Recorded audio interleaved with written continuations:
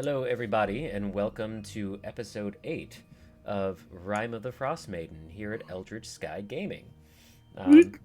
Once again, I am Mr. Grave, and as always, I am joined by Schrodinger's King, Do Joey Awesome, the Larmtor, and Infamous Object. All right, what happened last week, guys? This is going to be a short recap. We went into the. I literally just gave this recap to my mom. We went in, talked to the prisoner 237, and he gave us a bunch of useless bullshit that we either already knew or could already figure out on our own. He does not have many connections to any of the current Arcane Brotherhood, and apparently the warden is a what was the term? A harper, and she has the soul of her dead friend in her body or something. He was a dwarf. He died trying to slay a dragon at Icefire Peak, and I feel like that's about it. And we found absolutely zero plot hooks. Yeah, Absolutely not. well, we we know the location of Icefire Peak now. And we know there's a dragon there. Technically, we found one. We could have busted the guy out, but none of us had true. any moral reason to, because we were like, "You're a scumbag." No. Yeah. Yep. That's it. That was the whole game. Good night, everybody. Thank you for coming.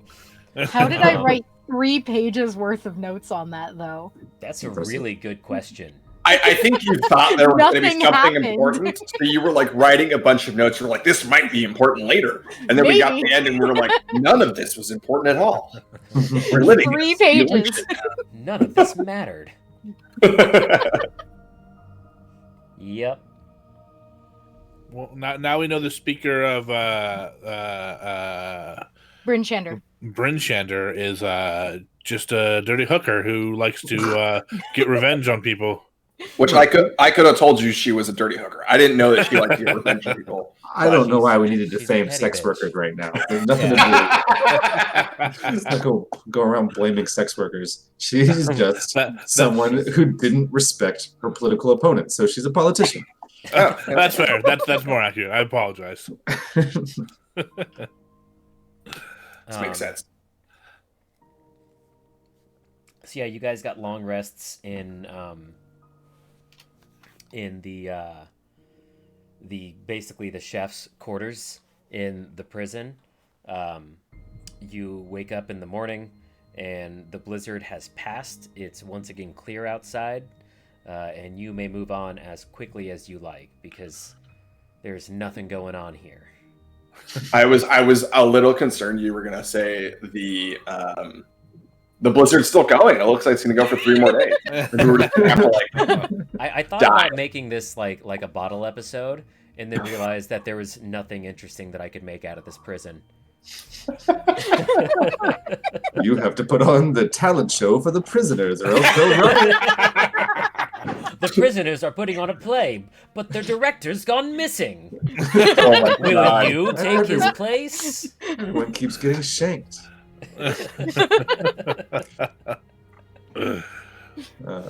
Troy wakes up from that terrible fever dream and says, "Time to leave. I've got to get this thing out of me. There's a tiny little monstrous tadpole thing attached to my internal organs. We have to get out of here. Why are we lying around in this place, wasting my life?" Mick gets up and goes, all right. That's one description for a hangover I haven't heard before. What are you talking Let's about? go. Being quite literal. Which organ is it on? I'm curious. Do you know? That's the whole problem of it. It's sort of attached to several. It starts with the primary muscular valve for your circulatory system, and then seems to have worked its way down into my intestine. That sounds quite uncomfortable. Does it help you lose weight? Well, it's hard. No, because you find yourself eating to make up for whatever extra calories it has. Yes. So you're like, I can eat more now, but then You end up doing the overeating. It's just extra. Yeah. It's just extra. Yes. It's just you say, "Mother, can I have more schnitzel?" And she gives you more schnitzel. Then you eat all of the schnitzel that she made for the entire family. Yes. What's been a bit more like? Well, then you have the strudel afterwards. That'd be much nicer. But then it's like, "Oh, look, a bug! I'm going to eat a bug." And then before I know it, I snatched a bug out of the air and I ate it. I didn't want to eat a bug. But you know, want to eat a bug? You strike me as someone who would want to eat the baby slod wants it, you know. So. Oh, the baby slod wants it. That's a good excuse that you have here. No, they're gross normally. They work around too much. I'm only going to eat bugs if they've been properly pasted first. Okay, yeah, well let's get out of this dreadful place, and go to the other dreadful place, which is the outside. It seems less dreadful by comparison, though. Oh, this is Icewind Dale, where nothing is good.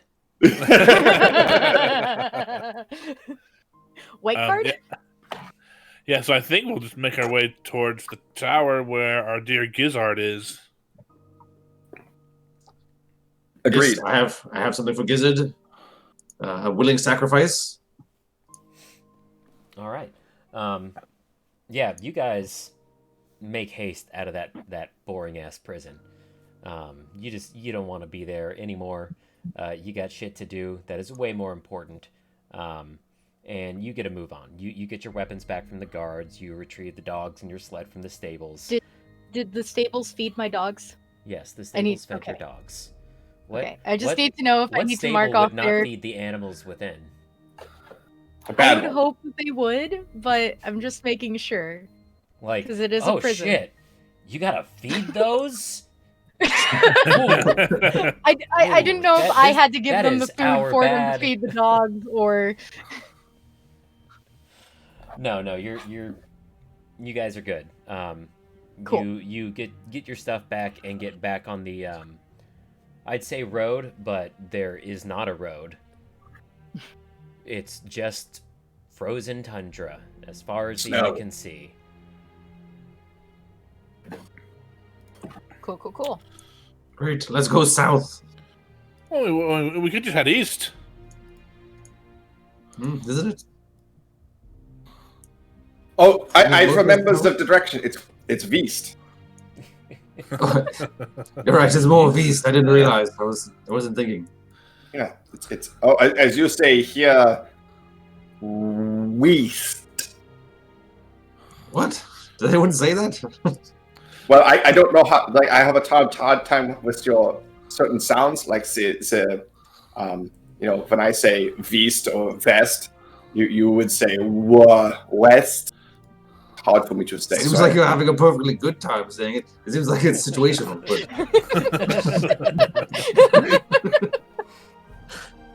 What are you saying? Since my accent is completely contrived? No, I just completely made up. Why would I speak like this if I didn't speak like this? No, you're completely believable, and I just have a cold.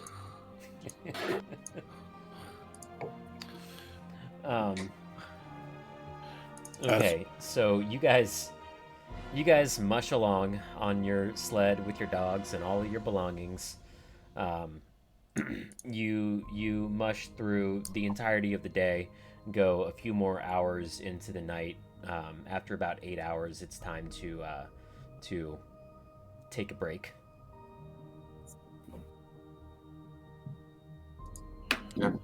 I think we'd do it normal. We'd find a little place where that we can hide from the wind and set up camp for the evening.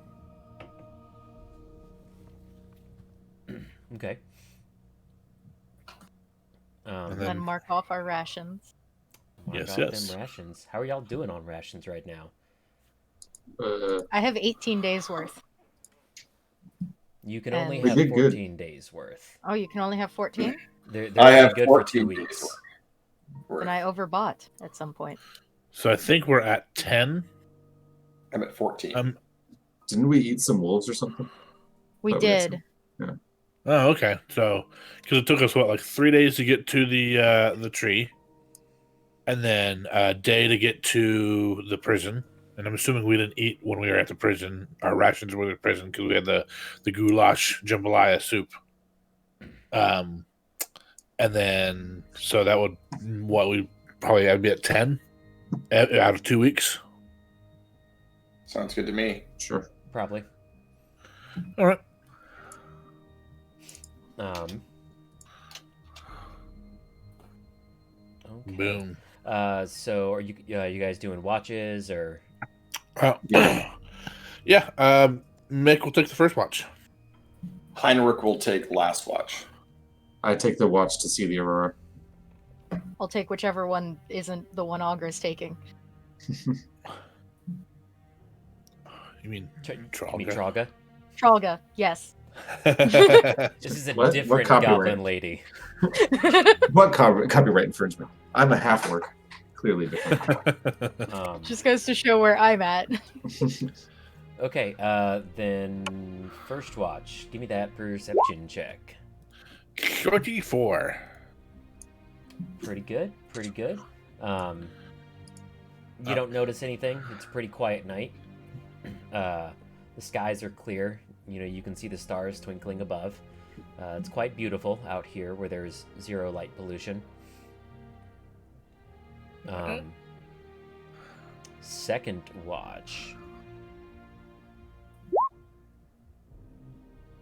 16.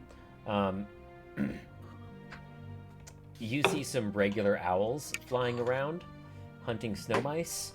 That's about it, though. More than I Just the usually see. Beauty of nature, circle of life. Traga, give me yours. Oof. Cool. Cool. They stare unerringly into the aurora as it happens. Oh, yes. And you almost missed that. Look, so it was a long bowel movement. Heinrich. Oh, very nice. 21. Ooh. As the aurora fades away from one end of the sky to the other, you notice something in the sky that catches your eye. Something that is not the aurora. You see what appears at first to be the flashing of a light, and then you realize that it's a shooting star, but larger than any you've seen before. And you see it streak across the sky and land somewhere far to the south. And on the horizon, you can actually see sort of this flash of light where it lands. Oh, that is quite interesting. I think I would. Are we heading south? Southeast. We're heading. Okay, we're heading Yeah, south. so you're probably right about here. Okay. And you're coming down here. Right. And that was the first day of probably a week's travel that it's going to take to get there. Holy moly. I would tell everyone what I saw when I woke up, or when everyone woke up. Hello, good morning. I saw a shooting star and it landed. About how far south do you think I would have seen it go? Far south. Give me a survival check. I'm good at those.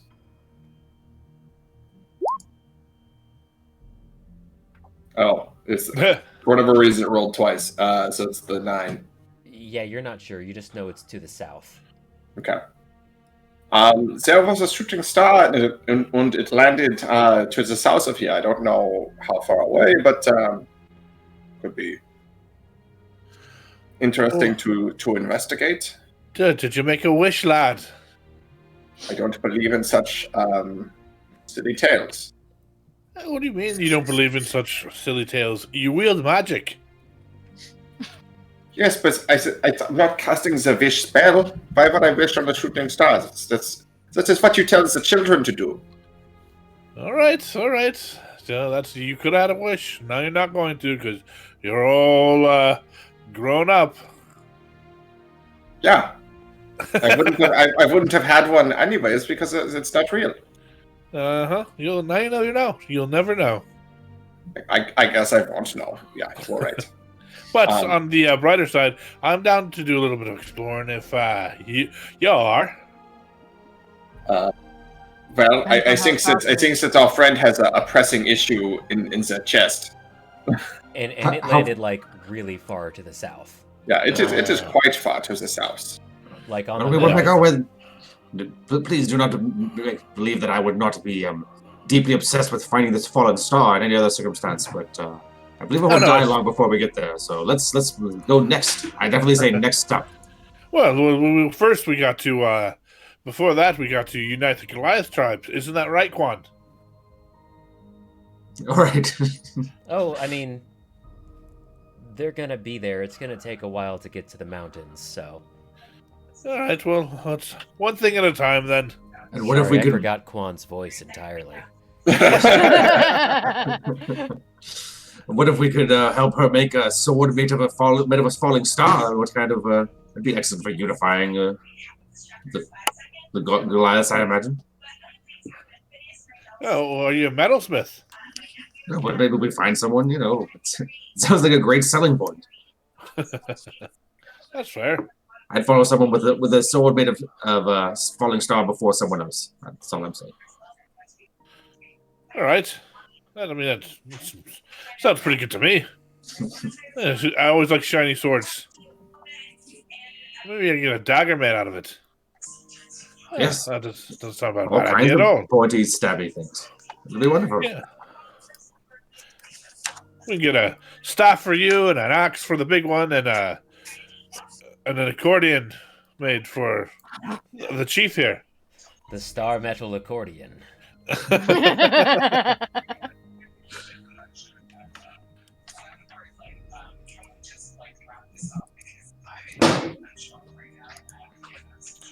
So what are you guys doing? Just keep We're heading towards our. Yeah, I think we continue towards the spire. All right.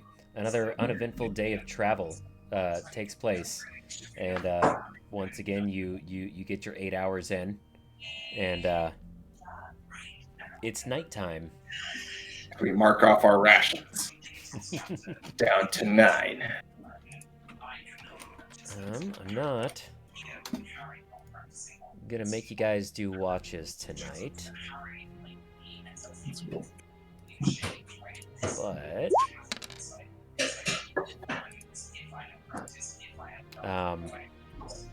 Heinrich, that night you have strange, vivid dreams of yourself falling from the sky, and you see yourself soaring over 10 towns and landing in the mountains to the south of them.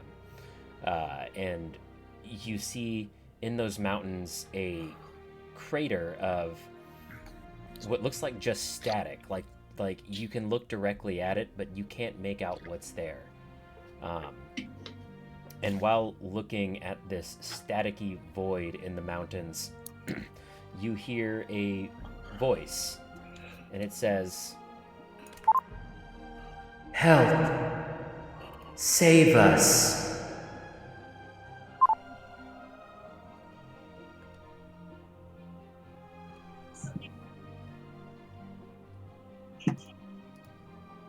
I'm sorry, who heard that again?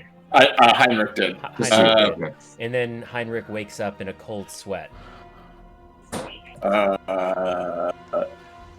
Heinrich is going to pretend nothing happened. Until no one. Perfect.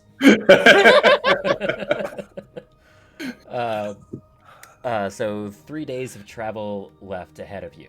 You guys taking off in the morning, striking camp, and heading out? Yes. Mm-hmm. Okay. This time, let's see.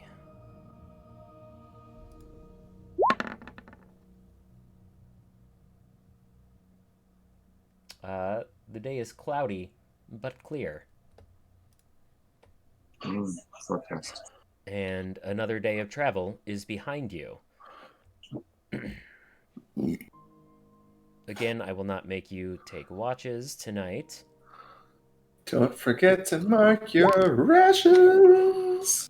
I have to remember to mark 2 off of the dog rations too. Alkin, do you think that you could kill a deer or something? Could you find some animals for us to eat? We are getting somewhat somewhat low on the rations. If I can find a deer. We're in a rush. We don't need to hunt. If it comes down to it, I shall prepare some delicious, completely mediocre good bears. Can I offer you a Okay. good berry in these trying times? They're distinctly good. That is, I guess, acceptable. That's exactly what good berries are. No, Trolka, great if you food don't and water is acceptable. Good berries are good. That's true. That's true, God. That's true, God.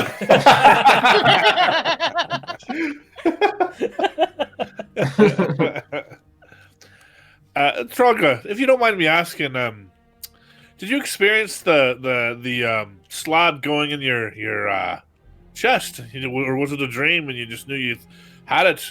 I don't know if you actually told us the experience or not.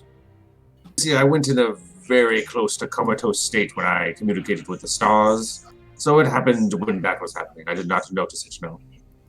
All right, I should have been thinking about it. Would have been right terrifying if that thing, you were awake when that thing happened. Oh, when waking up and finding a hole in your abdomen where a creature burrowed its way in and then psychically assaults you, that was also pretty awful. That part didn't too well. So still horrible. Still horrible. Still pretty traumatizing. I can relate to that. Yes, yeah. It's cold. It's weird. It's very strange. That's why I keep it warm. It's always very cold. Yeah, it's like almost like you're pregnant. Except the baby wants to kill you, take over your body. Or just burst from your chest. It's cold. It's very different from being pregnant. I think I need to talk to you about humanoid sexuality. It's usually not quite so gruesome, despite what you may think. That's fair. There's anatomies that are meant to do that. It's not a ripping and tearing and disgorging of organs. It's very different. It's very different. That's called the placenta, not their intestines. It's very different.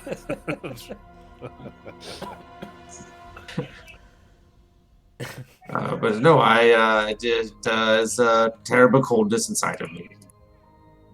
I expected it to kill me before we were able to make our way there, and now I expect to, I guess, get a new malignant cancer. What's another one for the bunch? Yes, well, I know, not malignant. What's the other one? Benign. We're here for a good time, not a long time. Isn't that right? Yes, well, I'm now prepared for this lifestyle that I've chosen of just, who cares? Let's see if we can do some good before we die, because I'm still rather old, so works for me. Yeah, that's fair. And you people are fine. I mean, we're hanging out with a speaker now. You know, Yeah, we have a speaker. don't meet your heroes, I guess, but it's still pretty good. A new speaker who's trying to set up trade routes for his own gain in 10 towns. What could go wrong? I became speaker afterwards. That was foisted upon me. All right. It was convenient. So yeah, you guys go down for the night after having your rations and sitting by the fire for a bit. And on this night, Aachen has the exact same dream that Heinrich did not tell anybody about.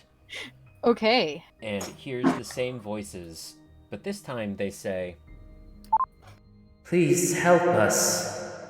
We are dying." Okay. I did not write Heinrich's dream down because he didn't tell us about it, so hang on.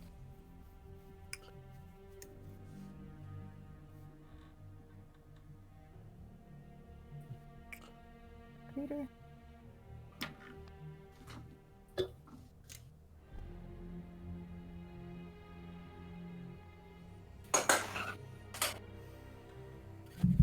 Okay. I think Aachen would wake up after that creepy dream and look around to see if anyone else is awake. Did this happen like near the end of the night or in the middle of the night? Middle of the night. He'll wait until same as Heinrich, morning, Aachen then. wakes up in a cold sweat. I think Augur would probably be up then. You mean Trolga? Yeah, what? We do not infringe upon copyrights on this channel. I'm not even By the sure. way, Twitch gods. I don't even know what you guys are talking about. I've never even heard of a character called that. So Trolga, just slip of the tongue. It's a speech impediment I have. But Trolga would be awake. Then, seeing Trolga awake, Aachen would move over to them and just kind of tap their shoulder. Trolga's staring into the aurora with their ring unspun to make a little geodesic dome kind of thing. Okay, yes, what? Are you fine? You have a bad dream? It was a weird dream. Yes. And they pulled the ring up and put it on and looked over you. It was bizarre. I felt like I was falling from the sky and landed in the south, and I couldn't even see what it was. Crater. But there were these small voices saying that they were dying and they needed help. It doesn't seem like a great leap to connect that to that falling star that our friend witnessed. Maybe. I don't know. There are many things alive in the heavens. It does not surprise me that one of them fell. I wonder how desperate their need is, and how far away they are. Do you have any idea? Past the mountains. Quite far indeed. Well, we will have to get your dogs back at the very least. Do we have the dogs back already? Are we using the sled? Oh, we are? Okay. Well, we will have to make our way there as best we can and start planning a trip across it. Maybe we get some maps from Gizzard. I think that'd be good. I've never traveled so far south. Yeah. I'm gonna try and get some sleep again. Very good. I'm going to stare into the light sky. If I take one step farther, it'll be the furthest south I've ever been from Icewind Dale. Get out of here, Sam! We treat Sam with respect in this household, okay? Who doesn't like potatoes?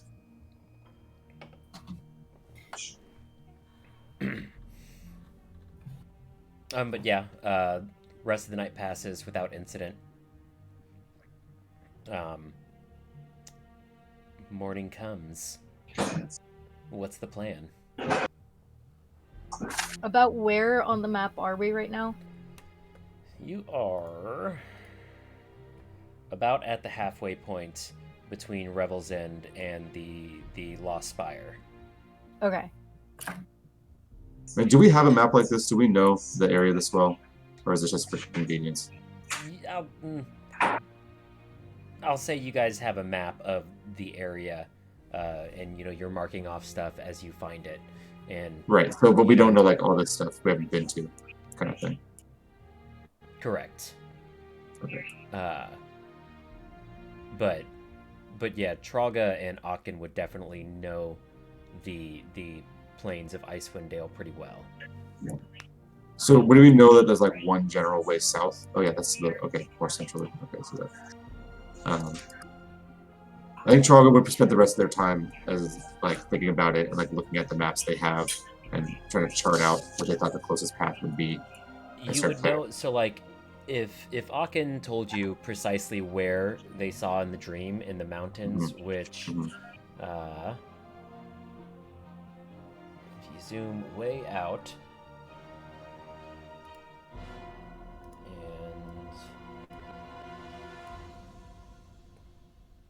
Down here. Oh, okay. Okay. That's where Aachen dreamed about. All right, so I would know how long it would take us to get there, and I'd pretty much be trying to. Yeah. It would take probably an extra week to get there, and a week to get back to the Spire from there. Yeah, we have it's possible. But you'd be cutting it very close. You have a little over 2 weeks right now. Yeah, I think that's what my tracking is. Okay. Like I have like almost exactly 2 weeks. So, Okay. I would put it to the group in the morning and tell them that. I go, well, Aachen had these strange creatures call out to them. Their lives are at stake. I feel conflicted to prioritize mine over theirs. So I put it to you all. Oh, you had you had a dream? What happened in your dream? I fell from the sky. There was a crater. Couldn't see something, and they said that they were dying. Oh, that is weird. I had a very similar dream the night before. And The you night didn't after tell I us? saw it. No, why would I tell you about a dream? It seems silly. This is what children do. It was a scary dream, yeah. I woke up Because at a there's close weird shit that happens in Yeah, this but world, like Heinrich. it's a dream. Now the fact that we had the same dream, that is interesting. But if it's just me having a scary dream, you would think that I'm a little scaredy cat who Heinrich. has dreams and pees his bed. As Quan said, we Goliaths see prophecies through dreams. You think that this is a prophecy?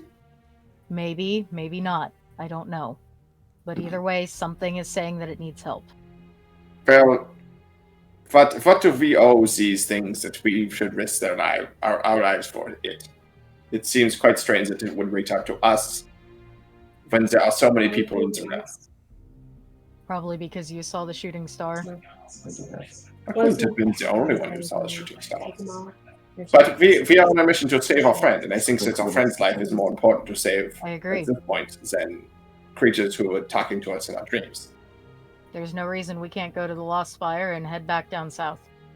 And how do we know that the creatures reaching out to us in our dreams are not trying to trick us so that they can eat us? They sounded desperate. That's distinctly possible. I hadn't considered that. I'll admit I was excited about there being stars involved, which is something I'm quite fascinated by. But there are evil things above us too. Yeah, he has something reaching for our evil. minds. He has some. Tralga.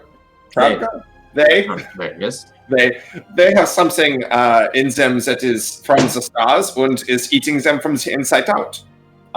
It's quite possible that it's a whole bunch of them, and they're saying, "Oh, we're dying," and they're like, and they If I eat had them. had the dream, Like, I would have thought it was that. So you make an excellent point. yeah, they are looking for their schnitzel, and we are their schnitzel. But they can get into the dreams of their schnitzel, whereas I cannot. So I don't know why the schnitzel's making me so uncomfortable right now. It's going to make it better. Isn't going to find answers.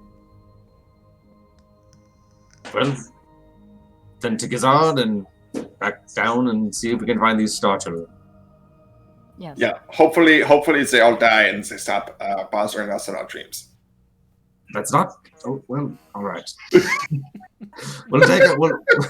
We don't need to die on this hill. So here we go.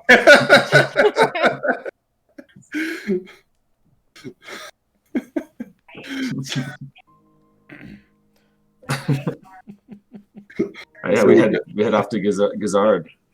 We mark off another day of rations.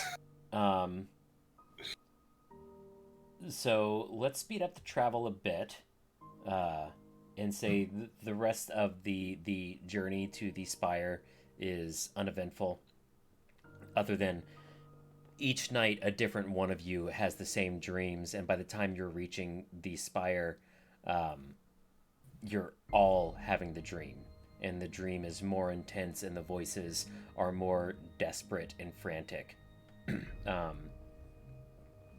And on the final day, as you awake, Tralga, you awake with a sharp pain in the left side of almost like where your stomach meets your rib cage. And as you travel closer, the closer you get to the spire, the greater the pain increases until you are almost invalid, basically, from the crippling pain. Give me an intelligence check. Or a medicine check, your choice. How many days was it to get to the spire? 7. So we should be at 7. Or no. We should be at 3 rations. Yes. Oof, got an 8. So bad. I got such a good bonus too. Okay, yeah. All you know is that you are in severe pain and you think that it might be coming soon. Yeah, Torla's kind of is heavily limping about as they go around. And looks very determined. Okay. But yeah, on that 7th day, you reach the spire, and it stands before you. You guys going in, I imagine? Mhm. Yep. And Okay. Aachen will carry Helga. Okay. Let's take a quick break there, bio break, before we move on. And Okey-doke. we will be back in 5 or 10 minutes. Sounds good. All right. Doop, doop, doop.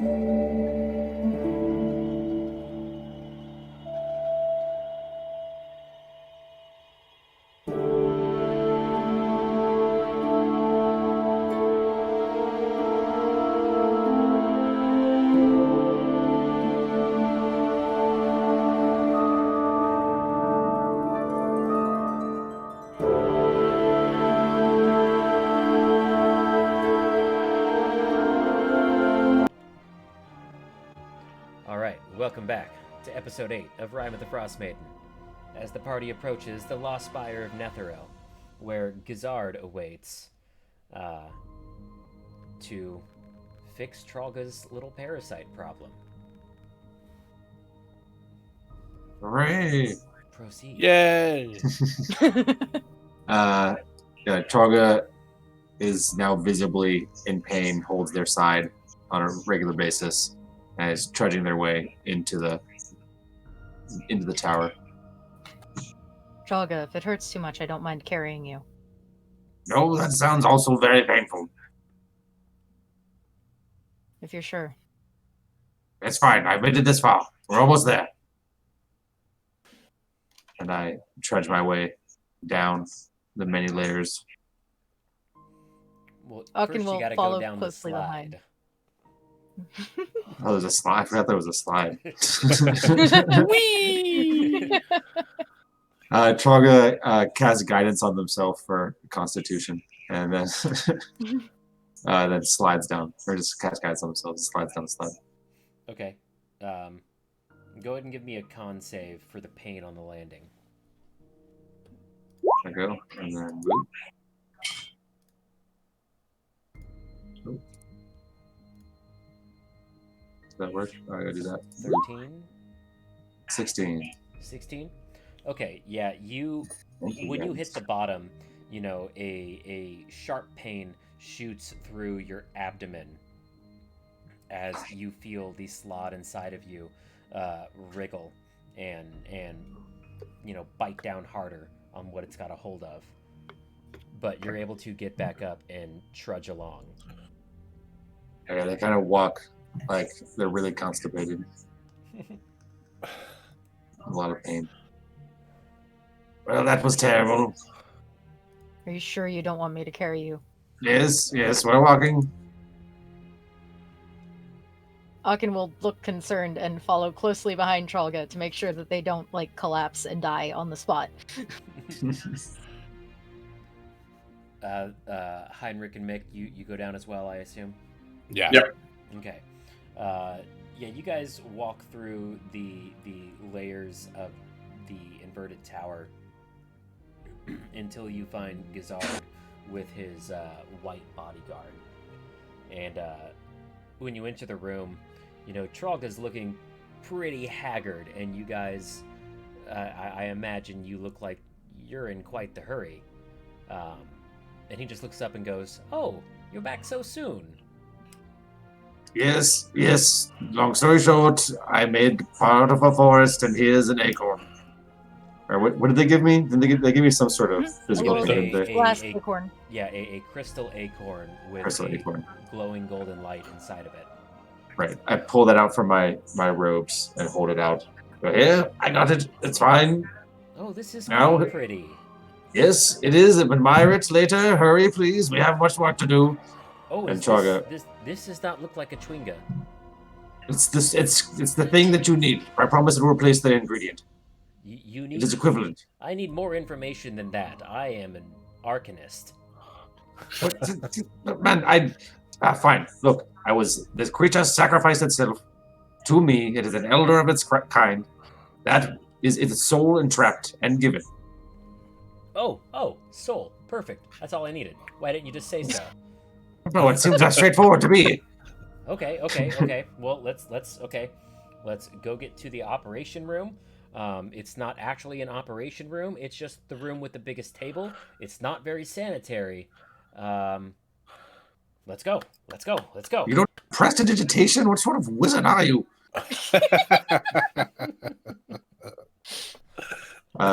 Traga stumbles into the Hawken, can I start cleaning this table a bit for me? Use some alcohol or something. And Okay. Traga starts disrobing. Doing that. And right here is a sharp knife. I had my sharpest, medical razor edge knife that I keep to Dizard. Use this one. Whatever knife you're going to use on me, use this one. Oh, I'm not much of a hands-on kind of wizard. I'm much more of a hands-go kind of wizard. Well, use your mage hand. I don't care. Just get it done. Someone else is gonna have to make the incision. I'm just doing the soul thingy. Oh, fine. You're gonna have to strap me down then. Hawken, strap my legs to the table. And I'll do so. Traga lays down the table. I think that Mick is probably the one that is most qualified for doing the cutting. No, I had to. It doesn't sound like a bad idea. I actually had the good doctor teach me a few things on scalpel and operations last night. Oh, that is very good.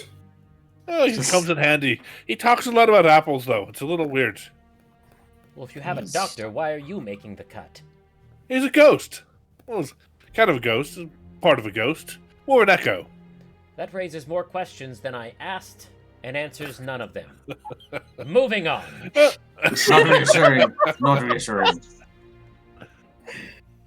I need you to feel for Traga's bottom left rib.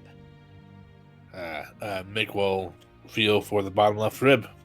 I need you to make a 6-inch incision immediately below the rib cage. Wait, figure out everything else you're going to do before you start stabbing holes in me.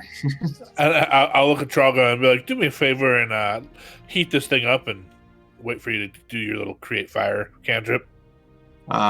I changed it to bonfire when I can do heat metal, but that would make you drop it.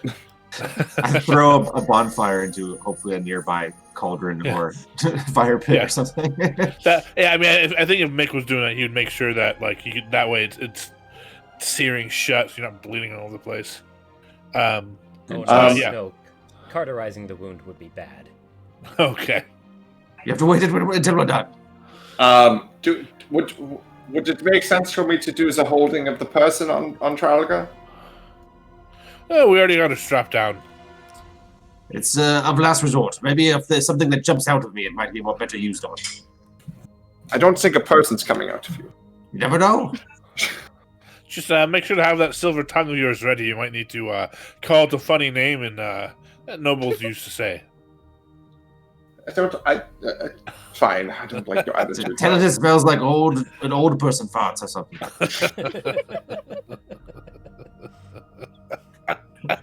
Quickly, the incision. I'll start making the incision. Give me a sleight of hand check. 21. Okay. You make a nearly perfect 6-inch incision in Traga's flesh just below their left rib cage. Large enough for a hand to fit through. All right.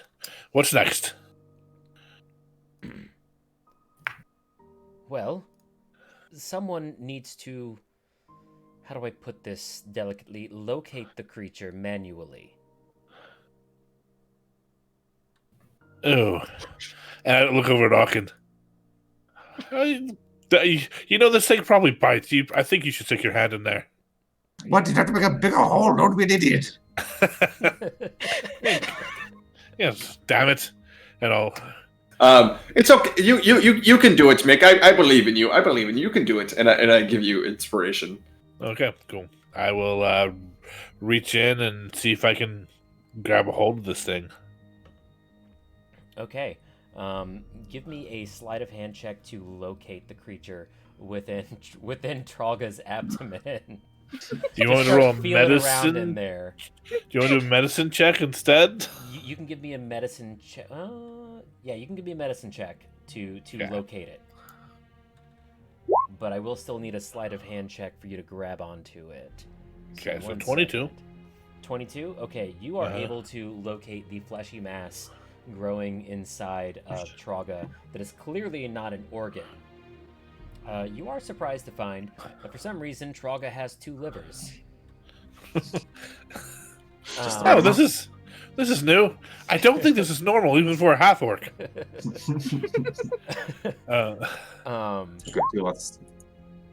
But yeah, you are able to locate it. 14 for a sleight of hand. You feel it jump and try to bite at you, but it misses horribly with a natural 1. Sweet. And with a 14 sleight of hand, you are able to grab hold of it. And you have a firm grasp on its squirming, tadpole body. I got it! I got it! I got it! This causes Trolga an intense amount of pain. Trolga, give me a Constitution saving throw. Will do. Okay. You cry out in pain, but you are otherwise able to grit your teeth and bear it. Not bad.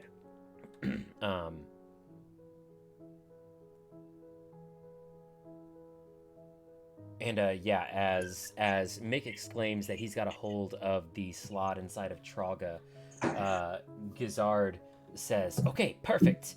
Now, somebody needs to be the conduit." What do you mean the conduit? We didn't say anything about that before. The soul has to make its way through you and into the slot, but you're a little busy right now, so someone else has to be able to focus on acting as the soul's conduit. Heinrich, get your ass over here. I guess I could do that. I don't really like the sound of it, but sure. Okay, now take Mick's free hand. Okay. And then hold this with your free hand. And he hands you the crystal acorn with the glowing light inside of it. Okay. Now, I will cast the spell. You must simply keep your mind open. Do not resist the soul's flow. It will kill you if you do. Okay. I didn't know that's what I was signing up for. How do I keep my mind open? Anyway, getting started.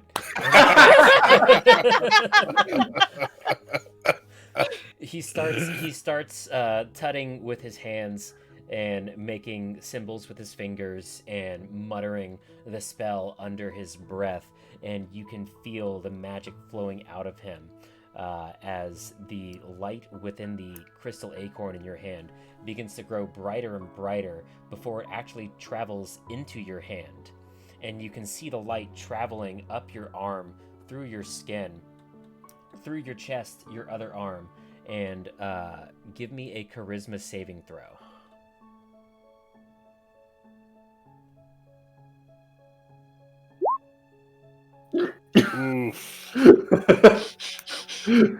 Go Bards. I have a +6.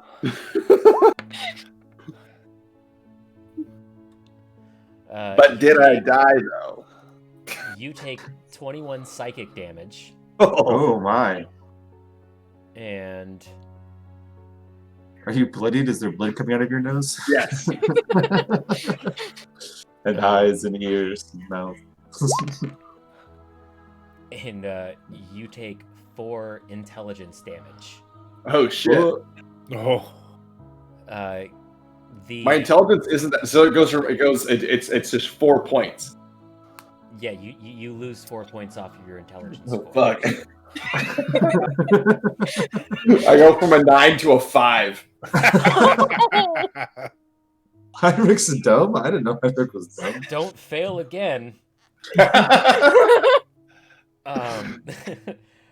Yeah, so you're trying to keep your mind open, but your ego and narcissism gets in the way of that. And the light gets stuck, and there's this jolting through your body as it cannot pass through. Give me another charisma saving throw.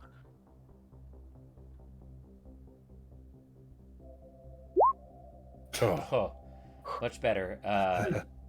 Yeah, that was a humbling jolt of pain that you just received, and as a result, you open your mind up a little more, and the thing is able to pass through you wholly. And... There's a whole lot less mind.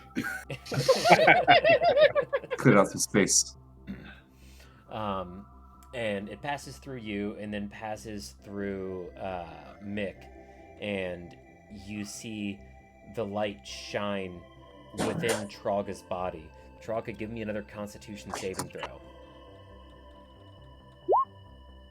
Ooh. Wow, that's very bad. That's very bad. I don't have an inspiration either. Oh well. So you're going to take 14 just damage, and 4 Constitution damage. Oof. My con was so good though.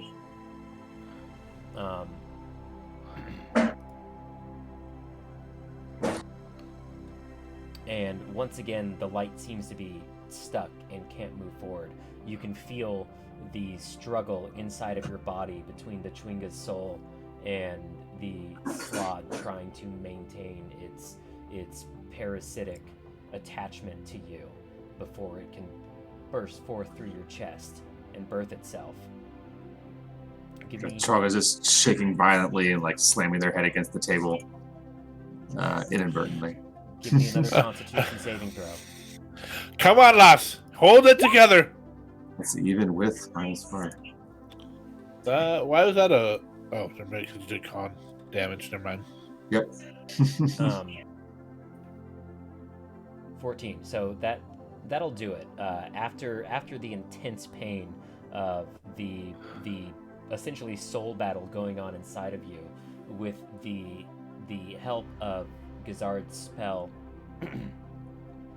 you feel the warmth of the Chwinga's soul merging with the Slod inside of you, and the Slod itself calming and stilling itself. And Mick, you feel this as well, with it within your grasp, and you feel it shifting. You feel its shape changing under your hand. And when the process is over, it is no longer even a Slod. It is literally just a new organ. And by the feel of it, a third liver. Oh, she's going to be drinking me under the table from now on. Traga drinks very lightly.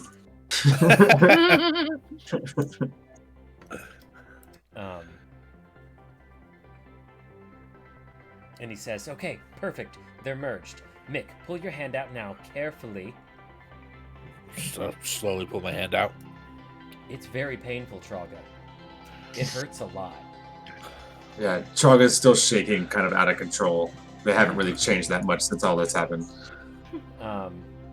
And Gizard will rush in very quickly to cast a healing spell on you to close up the wound and undo the damage that was done in the process of this procedure. Cool. I will also heal myself. Because I'm one of those types. And he seems like almost out of breath, and he's like, "Well, it's done. Best I could do. This is no longer a threat to your life, but you'll want to get some good rest." Yes, I feel vastly worse for the wear.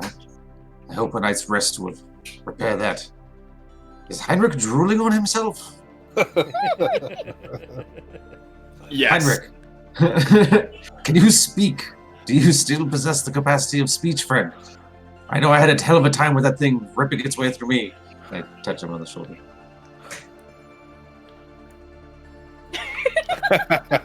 Trying to figure out how this would change Heinrich.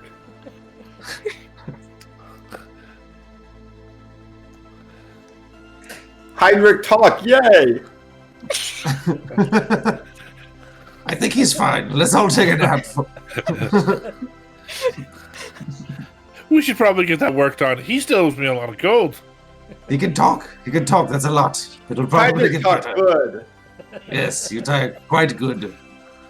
Good job. Yay! Yes, we're all in agreement. Oh, jeez. I'm going to fall asleep on this table here. And Troga lies back down and pulls their top closed. Frogga feel good. Like that's Frogga. All right there, Chief. We'll Feebly bat it away. We're gonna get you a nap, and you're gonna feel right as rain in the morning. I hope. Yeah. So if you guys go and rest up, the long rests undo the ability score damage that you guys took. Oh, thank God. I wouldn't make Heinrich dumb forever. Probably. I mean, he's not like he's like a 9 intelligence, so he's like average essentially, just slightly below average. Yeah. He bought Not like it a in dumb college, Yeah. Not a dum-dum, just a dumb. but now Oh, I get it. currently a dum dum. Yes. Troga is so exhausted that they don't bother to take advantage of it. And we eat rations. Or Kazan, did you turn any of those bugbears into jerky, like I told you? Oh yes, it's quite good. Excellent. I'll have bugbear jerky. he happily hands you a little sack of bugbear jerky. Oh, you see? You're getting quite the hang of it. Well done. Working your way through the syllabus. It's there not being very a good. live syllabus. Yeah, the how to humanoid syllabus, yes. How to human for dummies? Well, sometimes your stomach hurts for different reasons, and we all know why, because we spent many years learning how. He doesn't know if he has to shit or eat. It's important to figure out. He's working it out, though. There's this terrible jerky he made for us, and I pull at it, like, It's incredibly tough. yeah, It's it's like eating practically tendons leather. or something. Yeah. I choke it down happily. It's the best terrible jerky I've ever eaten. It's the first day of the rest of my life, everyone. I'm not filled with a terrible slod. Well, I am, but in a different way. Well, yeah. Hey, now you have a third liver. You can drink all of us under the table if you wanted to. The next time I'm going to start making bets on you when we start our drinking competitions. Yes, I could do that, but that's good for your mind. Drink so much. Yes, It I would like destroys your to. memory. I would like to see the competition between Alkin and Tralga. That would be quite entertaining for me to watch. Well, I'll throw some We can gold on watch. that one. I don't. I will maybe someday. I don't think so. Thank you. That's fine. Let them rest first. But you need to celebrate your life. You survived. You have a new lease. Yes, that's why I'm eating this bugbear jerky. Does it I'm count eating to the celebrate? flesh of my fallen foe. What better way to celebrate life? Do you think that we could get some frog legs in town? Are there frogs? There's probably frogs. Maybe. I don't know. They're all frozen. Ice, like snow frogs. Snow frog. There's certain types of frogs that freeze themselves through the winter. Some of them might still be alive after these many years. But I think that getting some frog legs for you to eat would be quite good for you. I mean, it's telling. It's like, oh, you killed the space frogs that was inside of you. oh, I see. Yes. So now you must eat the frog legs as like a fuck you to the frog man from space. I agree. We should do it. I will eat many a frog and make a necklace of their skulls. Okay, you would like that the frog I'd be skull happy to help necklace? make that. Are you still carrying around that head? I am. You know, you could probably just make that thing a skull and it would be a lot more enticing. And probably we're not going to get in trouble. With the No. guards. None of the guards have Let's stopped boil me it yet. down. They Let's didn't boil care it down. in prison. We'll turn it into a bleached skull. They It'd be didn't bat great. an eye at prison, though. Yes, but I'm batting an eye. We're in a closed space right now. It smells awful, Hawken. It smells truly horrific. It doesn't matter when you're just walking around. When we're in a room together, it's really not great. It's not great. It's just the simple truth. You haven't been around much death, then. Well, Well, I mean, whole tribe died. I mean, is not enough death for you? I've been around a lot. It's just still gross. I don't know. It's still awful. It makes my stomach turn. Look, it would make me. I have a huge wound that's actually gone because of magic. But in theory, I am weakened, and maybe we don't need extra disease around. So let's just boil it. Let's boil the head. Fine. He'll reluctantly boil the head. I use my bonfire and create a roaring fire in a small kettle. We boil all the meat off. We go, you can't eat this. This is fetid. This has been rotting too long. Otherwise, it would make excellent sort of a cheese. We call it head cheese. It's mostly just collagen and fat holding together loose proteins, but it's quite good in the winter. You know, for a druid who grew up in the frozen north away from civilization and most modern sciences, you know a lot about the human anatomy. Well, you have to eat. I mean, where'd you learn to read? Well, from the stars. The stars taught you all that. Yes, well, it seems a bit like your thing where you speak to dead people, but mine are sort of like astral projections of people. Yeah. Well, you know what? That makes a lot of sense. Yes, but I can't do that anymore. They kicked me out. Well, I mean, probably for good reason. If you were still looking at the stars, that thing would have burst out of your chest. Yes. I had to get my stuff together. Well, and now we have to save some star people. See, it's all we pay it forward. It'll work out excellently. Yeah, as long as we promised Quan we'd help her with the Goliaths, but let's go save some star people.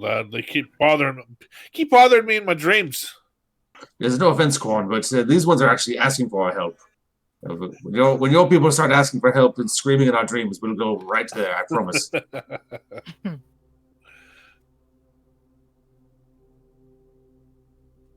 The longer it takes us to get to the Goliaths, the better. Well, don't play your hand to Quan quite so openly, Ogden. All right, we're trying to unite the tribes. You two can at least get along a little bit, just for friendship's sake. Like, hey, Quan, check out this sweet skull. And I pull the skull out of it. Ogden just kind of shrugs. Ogden was so visceral about this. They carried the dead meat around for days. That's that awful smell that came off of them. See? I think it's been closer to a month by now. Well, it's been very upsetting. To a month. The maggots and flies were really causing a mess, I have to say. So, what are you guys doing now? I think Traga has mapped a path that they think would take us to where the star fell. And I think we're all set on this, perhaps. And so our minds aren't all caught by these dreams any longer, at the very least. Yeah, go check out the star, and then from there, if all goes well, go unite the Goliaths. Yes. Ogden makes a face every time "Unite the Goliaths" is said.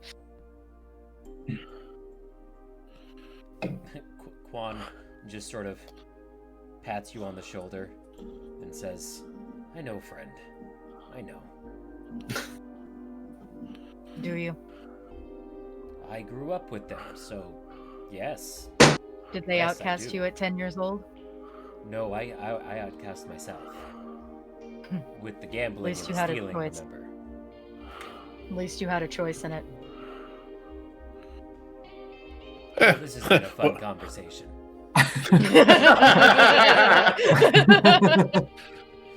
When I was 10, I was given a knife and told to go shake a homeless guy. My first murder. That was traumatizing. I was 10. I was raised to high priest of my village. Oh, well, you didn't have any kind of like weird cultish rituals you had to go through, did you? Oh, definitely. Oh, it took years, honestly. It started when I was 8. I completely forgot about a feature that I have called Song of Rest. This is a good feature, I'm pretty sure. A Yeah, feature that every basically- bard has. Yeah, every bard has it.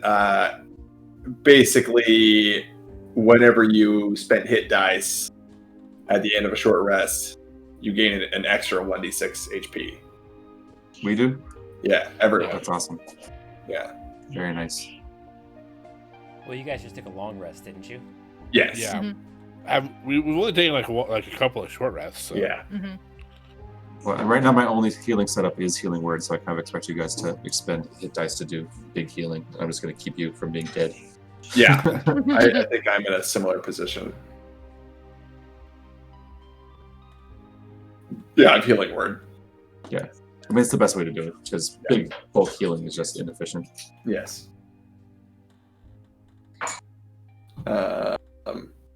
So now we're going to. The crater.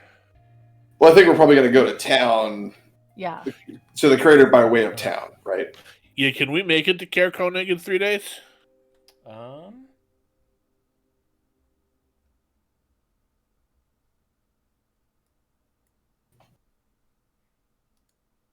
Yes. Sweet, because we have 3 rations left. Yeah. Okay then. Perfect timing. Okay.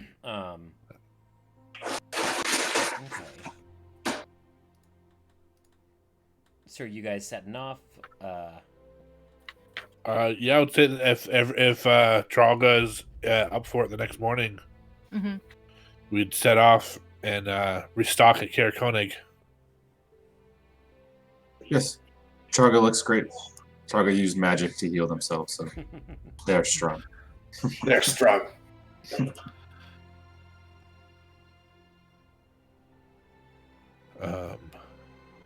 Yeah, and then once we get to Caer Konig, restock on rations. Anything else that we would need? Okay. So it's still going to be 3 days to get there. So you guys set off. And give me your watches for that first night. All right. Same order as last time. Yeah, so Mick will go first. first watch perception check. Oof. Cool. Second watch perception check.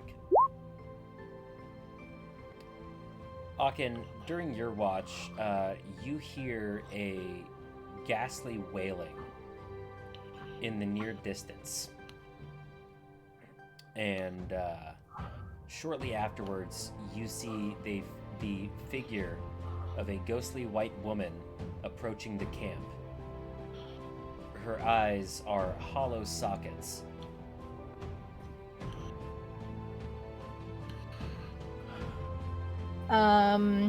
Did we lose him? Does she look dangerous? Give me a history check. Because I'm so great at those.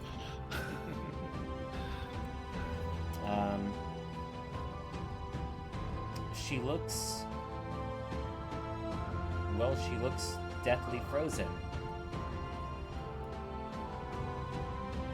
Okay. I'm gonna shake everyone awake. Come on. I was sleeping there, big guy. Huh? Yes, What? but- What do you want? Yes, but look. No, point towards the woman. Oh, you bloody hell. This isn't one of mine. Wait, Maria, is that your cousin? No, definitely not one of mine.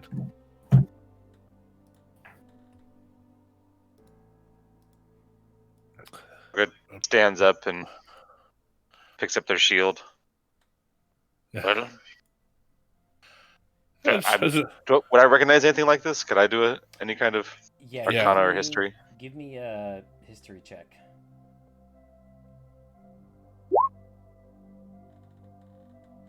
8. 8. Yeah. Nope. This is a new experience for you. And the woman lets out another ghastly wail that is absolutely piercing, threatens to burst your eardrums, and begins to approach with malicious intent. Ooh. Let's get initiatives. We need some battle music too. I don't have advantage on initiative yet. Hurry up and level up, barbarian. I know. Oops, I did not Doing all the low have my rolls. token selected. My bad. That was originally a 15.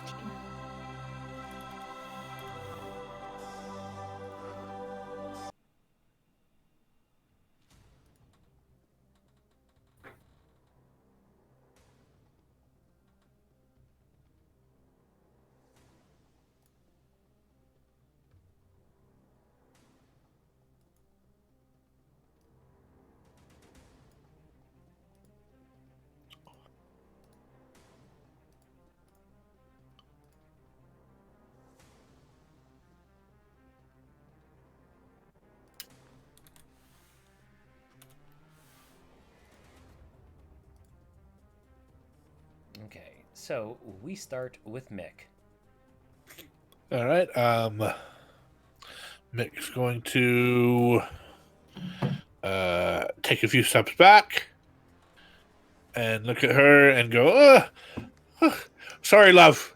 You're not welcome on this side of the plane anymore. The ghosts say so, and he's going to steady aim. You know what? Shoot. You moved, so you can't. Yeah, I moved. So I can't do that. So, all right, he's just going to attack. Okay. That was out of habit, but I'll keep that in mind for next time. Pachow! Oh, Damn nice. it! I should not have moved. But that's still a nat 20. Yeah. So that would be total Crit, of so max damage 12. die doubled plus bonuses. Yeah. So 12. So 15 damage. 15. Yeah. So she takes 7. Ew. Unless your bow is magical. It is not. All right then. Do I noticed that it didn't hurt her as much as it should have? Yeah, you loose the arrow and your aim was true. It catches her right in the center of the chest and would have pierced her heart, but instead merely slows down a bit as it passes through. And you can see that there's a bit of, ectoplasmic, ghostly tendrils trying to fill the hole that you've just left. It definitely didn't hurt the way that you thought it would. Hey, fellas, we're gonna need something with a little more oomph than our standard weapons. Maybe some of the magic. And then I will. Is there anywhere to hide near me? I will try to bonus action hide. Yeah, I'll say that there's some rock outcroppings and snow piles that you can try and hide behind. Okay, rolled a 13 for stealth. Okay, you are stealthed then. Cool. All right. I'm gonna go right up to her, rage, and then I'm going to draw my greatsword, and if a 12 hits, A 12 does hit. cool. 14 slashing damage on that, and this is my +1 greatsword, So it is magical. so it is magical. And then second attack, if it will let me roll, that does not hit. Ooh. Niet, little goulash. Niet. Uh, yeah, that does not That's hit. my turn. Okay. And it's the Banshee's turn.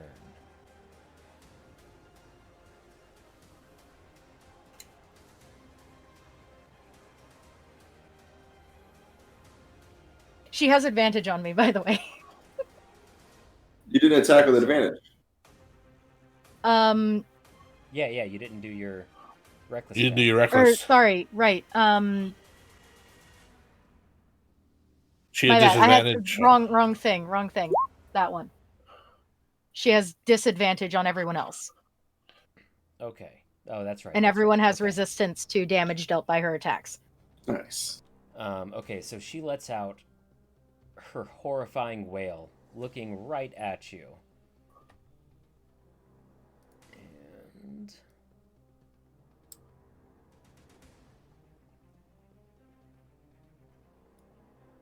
Quan, Trauga, Aachen, and Heinrich all need to give me Constitution saving throws, as this sound just fills your ears and vibrates your brain inside of your skull.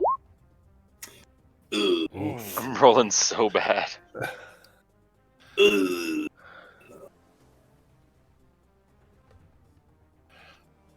Kevin, I think you have Quan still.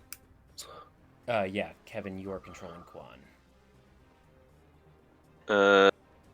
Right. Where? Sorry. It's the Goliath warrior. I keep looking for their name and I get confused. No, it's fine. Okay, so Oh, she needs a spot on initiative too. can I remember how to video games?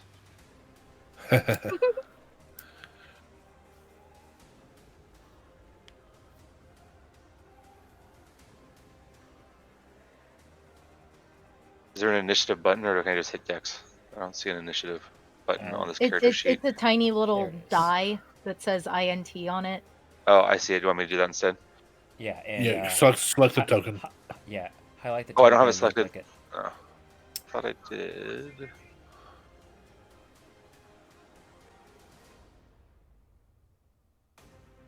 There we go. And we'll change it to the 9.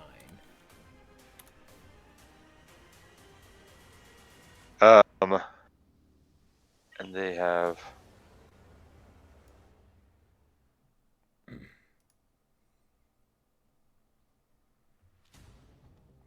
Constitution 16. Okay, so that's a save. So Aachen and Quan both take 9 psychic damage. Okay. And for their fail, Trauga and Heinrich both drop to 0 hit points. Oh, Jeez. Indeed. What was the damage to Quan again? 9. So are we making death saves now? You're Are we about stable? to. Oh, okay. Yes. So Heinrich, give me your death saving throw. Sick.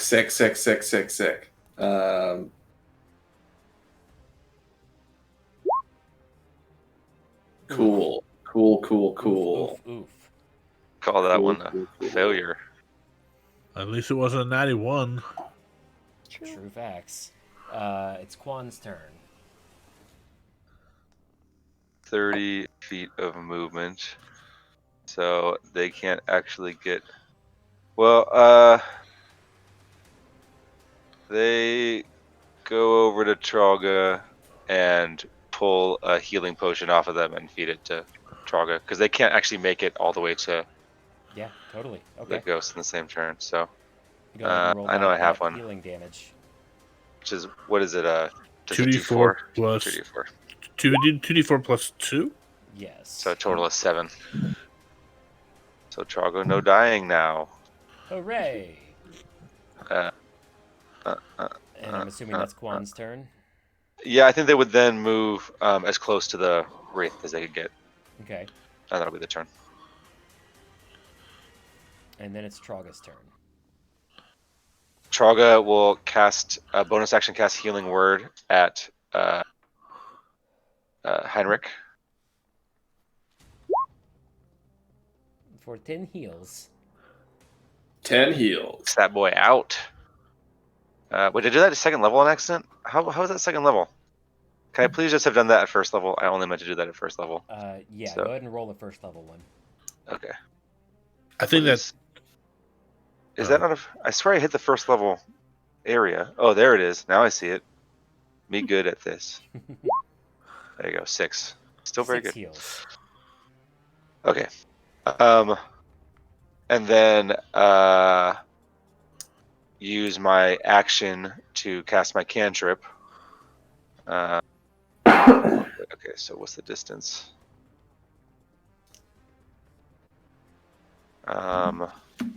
To cast Crate Bonfire on top of the Wraith. Okay. Post the spell in roll 20. DC 15. Dex save.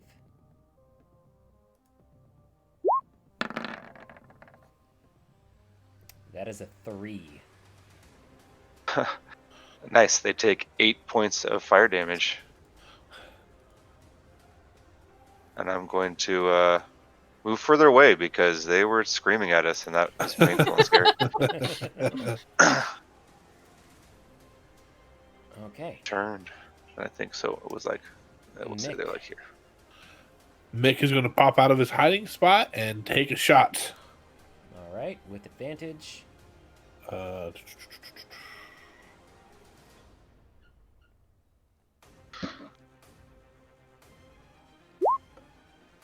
13. 13 will hit. Woo! So that's sneak attack enabled. Yeah. So that will be a total of 18 damage. Okay, so she takes 9. But she is bloodied now. Ghosted. And then I will bonus Ghosted. action hide. All right, give me another stealth. Oof. 11. That is not going to be high enough to be stealthy. All right, that is fine. I just dive into a thing of snow with my leg sticking out. All right, Akin. I'm going to recklessly swing my sword at her. That's an 18 with, I can't math, that's 11 slashing damage. 11. And then second attack. She's badly beaten. With another 15. That's going to hit. 15 damage on that. How do you want to do this? Brutally. And I have my sword, not my axe anymore. So it's a different kind of brutal. I don't know. A fun way to kill a wraith. My brain's clearly not working too well today. I'll say you just give her like 3 swift strikes. You know, one to the left, one to the right, one to the left, and like a Zorro pattern.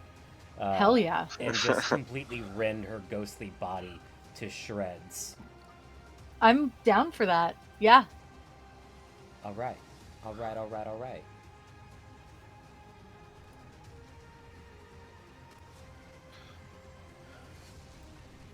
The Banshee, she is dead. Now, after she dies, Min will go up and pull out his little Raven Queen talisman and start uttering a prayer over the spot where she passed. All right. Heinrich sits up in the snow and goes, "Well, that was certainly fun. Dying almost. What people use for it, yes, fun. Thank you It's for healing. exhilarating, yes. I very much You're welcome. appreciate that. You're welcome. Quan saved me, so, just passing it forward. Yes. Let's try not doing that. How about that? I agree. Let's try not to go around screaming people who kill us instantly. That's awful. Yes. It's very unpleasant. I feel like she screamed by the soul out of me. Well, there's a good chance this one probably died a pretty brutal or unfulfilling death and can leave this plane of existence, but the Raven Queen should take her now. Or him. Not really sure how that whole thing works when someone passes on. You think of Banshees as being female, but I guess it's a bit sexist, isn't it? Yeah. It was always thought naturally with the shredded dress and the female features, but I've never really had it confirmed. Being loudmouth and togered is certainly not gendered in my experience. Yeah, it could be an elf. Yes. But what? Do elves not have gender? Well, I mean, it's in Neverwinter. A lot of the elves are a little more on the feminine side, slender Androgynous. features. I mean, Yes. I'd be lying if I hadn't said that I had mistaken one or two males for a female human. Ooh la la. And let us take What's wrong a with quick that? sit here and regain our composure, so to speak. Yeah, the feel night's not terrible. over. I'm going back to bed. I think I'm bleeding from my ears. Oh yes, we were in the middle of sleeping. I forgot about that. It was the middle of the night. Back to sleep. I think that it might be my watch at this point. Yeah, go ahead and give me a perception check.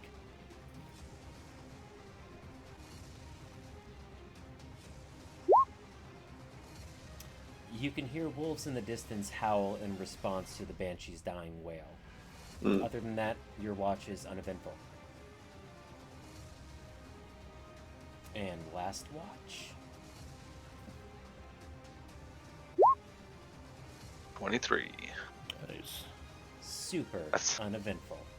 That's the good roll I get.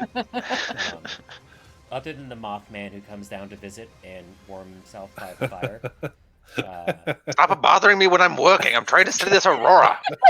We're always doing this.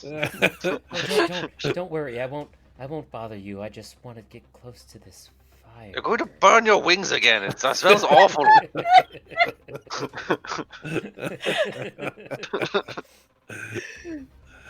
He is otherwise unassuming and makes good conversation before leaving. I never look at him. That's the trick. I love that we just have Arthur from the tech following us through our campaign. His name is not Arthur, it's Steve. And if any of you ever bothered to ask, you would know that. Trog is not convinced they actually exist. But yeah, the rest of the night is uneventful, and you guys are able to get going in the morning after finishing your long rest. And yeah, the rest of your travel time is uneventful, and you make it to 10 Downs in 3 days, just as you're running out of rations. Actually, Trogo makes good berries each of the days as we go back to conserve rations. So, Okay, then. here you are. They're perfectly round, and they're kind of like a light blue color. They are flavored like berry. But what kind of berry? Just generic berry. It's not like any real berry, you know. It's like if someone had the idea of berry. That's what it is. If someone was reminded of berries, it would taste like that. Yes, I think it actually tastes more like light blue. Here, try. It tastes like light blue. It's quite surprising. Like Yes, it's good. It's You good. wouldn't Yes. know what blue would taste like, but you're like, yeah, this is definitely blue. This, yes. Why not? Because it's good, you know. Not great, but it is good. Yes. Quite strange. Yeah, so you guys make it back to Caer Konig. And you're in Caer Konig. Back First in stop, the general scenic store. Caer Konig. Oh, Caer Konig. We've been to Carrot Konig. What were we here for? The mountain. Yes. That's For the right. guys, did we save the guy's husband, right? Yeah. Yes. We should go see if they're fine. If their dog has wandered off again. Well, they They don't don't live actually in live in town. Caer Konig, yeah. Oh, that's right. Yeah, That's they right. they lived in They sent us to this town. Haven. Yeah, East Haven. So no one talk about Gizzard. He's well, we should talk about Gizzard. A new, very friendly arcane person. Not at all like those awful ones. It'd probably be Completely best different if in every we way. just didn't talk about him at all. Fellas Good. around here seem to be a bit superstitious about things. No such thing as what do they say? Bad advertising, bad information. It's good. It's good for people to know about him. He needs to make friends eventually. We'll go to the Frozen Far Expeditions. Okay. Stock up on rations. Okay. Go ahead and, deduct whatever gold you need. 7 gold. So 7 gold for 2 weeks. Sweet. And But I rations have- for the dogs. Yes. I have 3. How much are Yeah. rations? They're 7 Five. GP for 14 days. The 5 silver. I have it all written in. And the rations Gold, you do have because- left over are at this point at the end of their lifespan. okay. Oh shit! I should have just counted it back up. Including the dog's rations? Including the dog's rations. Cool. All rations have a 14-day shelf life. Okay.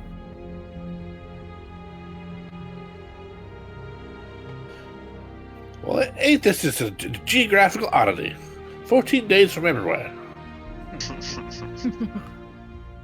Though I only have gold pieces, and it adds up to 1 gold piece is 20 days of dog food. Okay. So how do you want me to handle that? They just get extra food a couple nights? How many dogs are there? 2. 2. 2. So it's 1 gold for 10 days worth of dogs. Yeah. So that actually, I should technically buy slightly more. It's a silver per day for both the dogs. So Yeah. if you have 14 days, that's 1.4. Yeah. How math I don't works, have guys? any Silver. silver is the problem. I I mean, mean, They can make change. it is a store. Math. Just take one of your golds, turn it into 10 silvers. There you go. metric. This is system why I math. stick to the gold standard very hard in most games. Yeah, which has thrown me off now with this one. That's why I prefer the Electrum standard.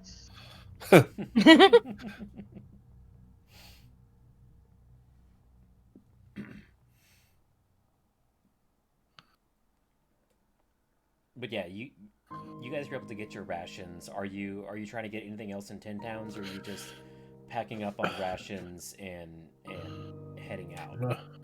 We're in town. Might as well stop off at the tavern and get a drink. I could use an ale. It's been a hell of a 2 weeks.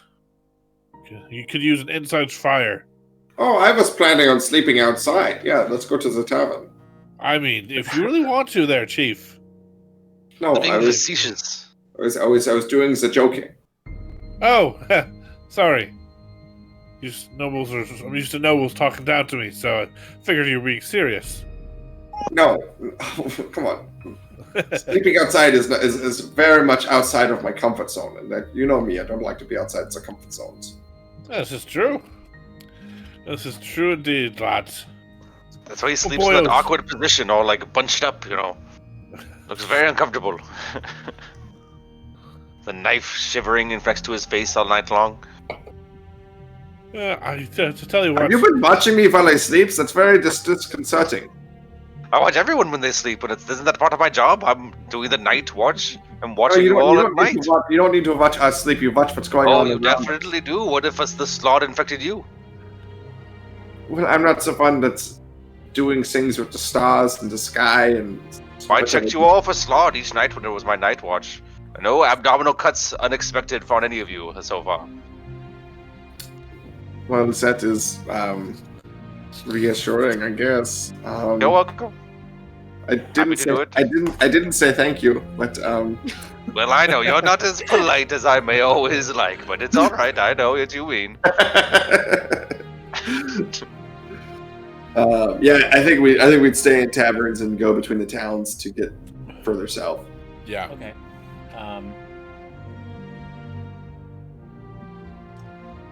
So yeah, you can stay in Kaer Konig, and it's only like with dogs, it's only like a 4-hour trek to Goodmead.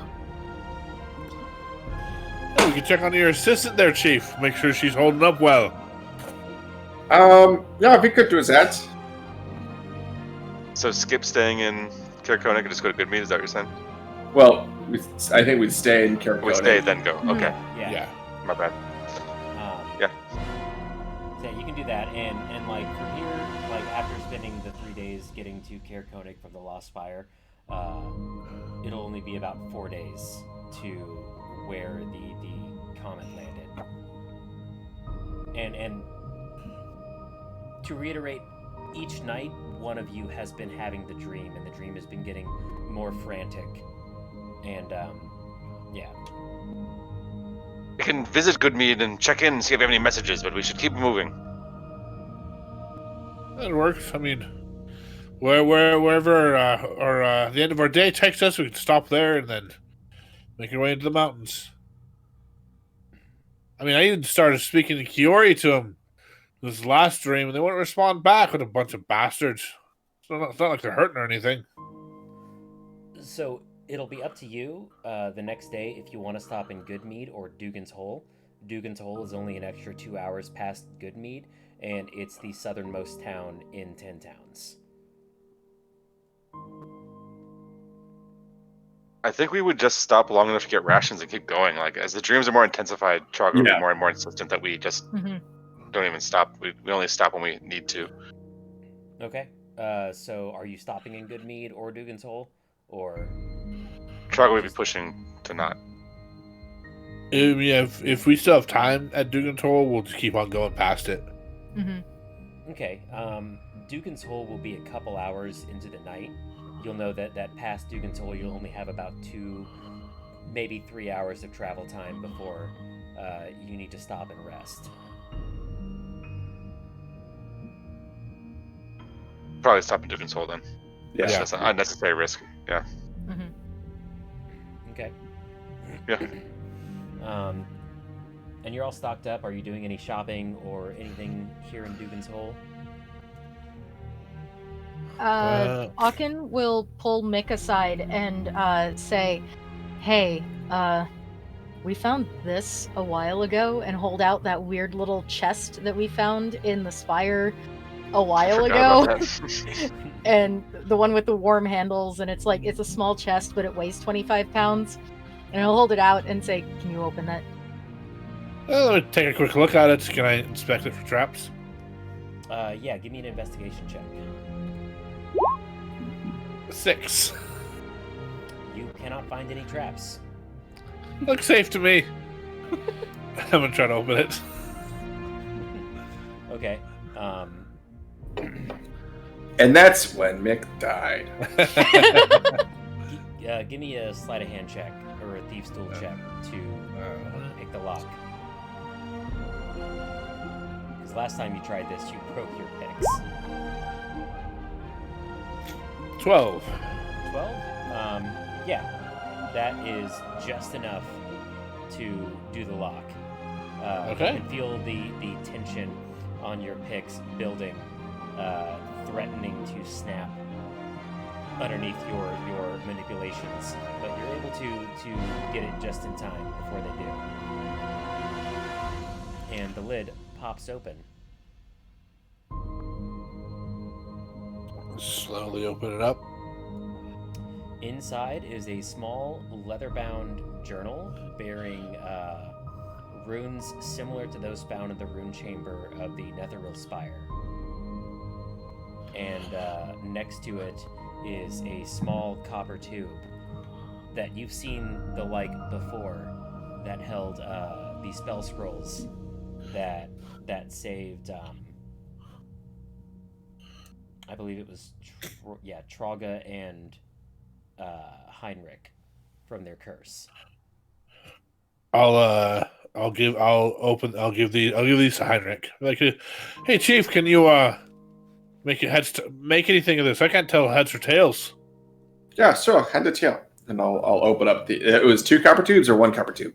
It was 1 copper tube and a journal that looks like a spell book. Oh, okay. I'll open up the copper tube and take a look at it.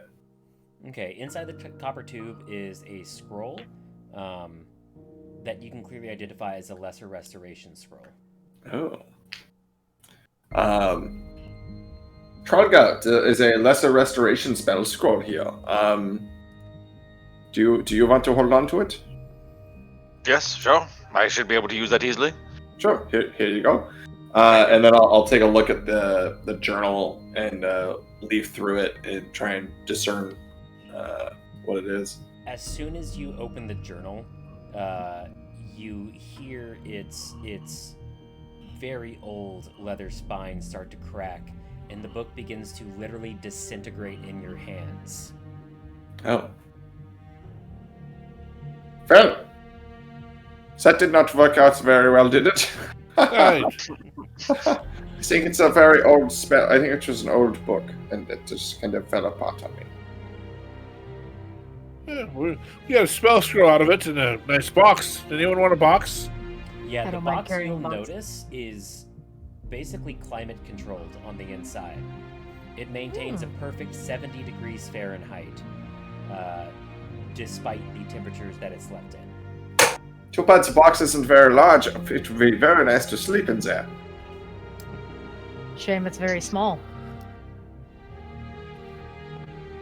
But for cigars, It's true. I don't mind continuing to carry it. Okay. All Sehr right. gut. Hand the chest back to you. Okay.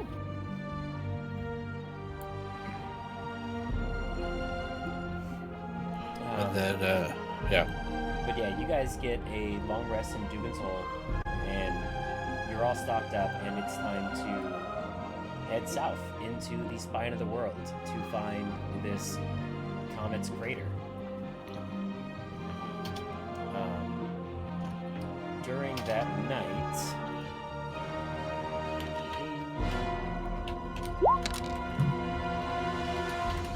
Akin has another dream. As usual, this time even more frantic than before. The feeling you get is overwhelming anxiety. And when the voices come, this time the voices are different. Harsher, more inhuman. And this time it says, Nautiloid down. Emergency protocols enabled. Crew safe. Vessel imperiled. Side crystal needed. Come immediately.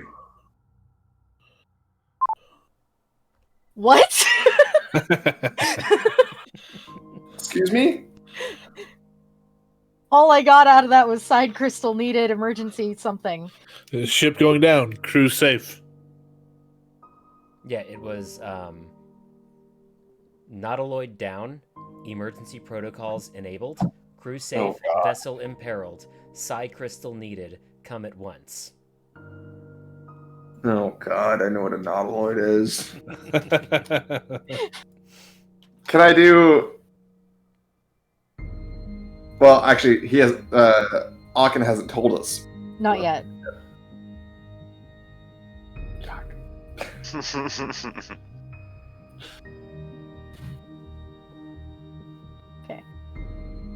Yeah, he'll wake everyone up and And once again, he wakes up in a cold sweat. But this time, the tips of your fingers are nearly frostbitten. There are actual ice crystals growing on your hands.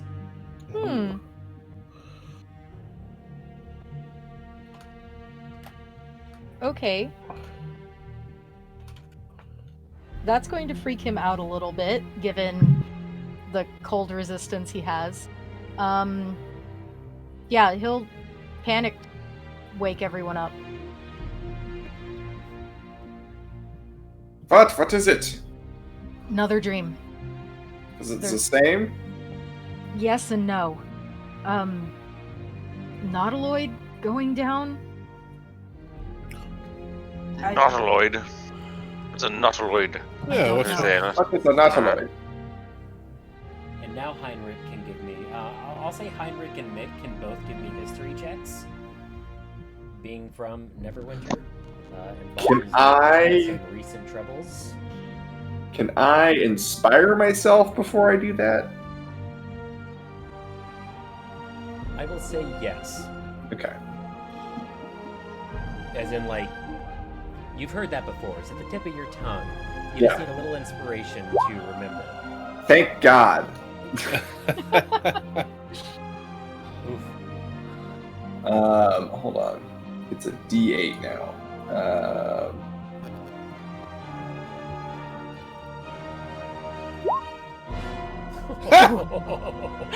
What? Oh my God. Those troubles were far below Heinrich's cast. Mick, however, has heard the term nautiloid before, and believes that they're somehow connected to mind flayers. Do I know what a mind flayer is? You know what a mind flayer or an illithid is. You're not entirely sure what a nautiloid is, but you know that it has something to do with mind flayers. Ah, bad Jack Spoils. Really? Not. You sure you heard nautiloid? I'm pretty sure that's what I heard. Oh, bastards. Not sure what a nautiloid is, but back in Neverwinter, some of the sages, scholars around the town will tell us stories of something called a mind flayer. What is that?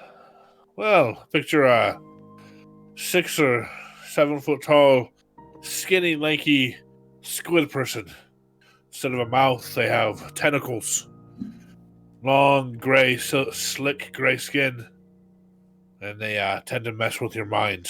And I'm not saying to give you a headache. I'm saying take control of you. Terrifying. If I had to rate them among on a scale of some of the worst villains that had ever come to the Sword Coast, they're definitely top on the list. Sounds like we should do something about it then. They said they need a crystal. In my opinion, we might want to just kill him. But they're asking for help. Yeah, they are not. They are not helpful creatures. All they do is enslave and dominate. If they are here, we must fight them out before they can cause more harm. I do a check about if I know about mind flayers or anything like that with Arcana or History proficiency. Give me a history check. Oh, yeah, you know about mind flayers. They're bad news bears. Hawken, we should show compassion to many creatures, but mind flayers are not one of them. We must destroy them with extreme prejudice. They will do the same to us given half the chance. Actually, much worse, is my understanding. Brain enslavement of some kind, as you said. I'm always down for a fight. These ones, I wouldn't say these ones exactly fight. They more fuck with you until you're their slave. Don't give them a chance. That big axe, that big sword of yours, make sure you take their heads off before they see you. It's my specialty. It works for me. We'll stick to the shadows. Be aware of strange attacks on your mind, I suppose. Seems that thing. That makes sense the way we've been having the dreams. They've been talking directly to us. That's maybe my it's game. a lure. Yes, maybe it's a way to get prey to come to them when they are weak. They can feed upon us. Well, we should make sure there aren't others who have been drawn into it. Be careful. I'm sure we'll take them, we'll kill them, and then we'll rob them blind. How does that sound? Well, they are technically evil, so I'm okay with it. Alright, works for me. I'm content with it. So yes, let's go after them and keep our wits about us. And if anyone starts acting kind of funny, you must slap us out of it. Get this good slap, slap, slap. Everyone knows that.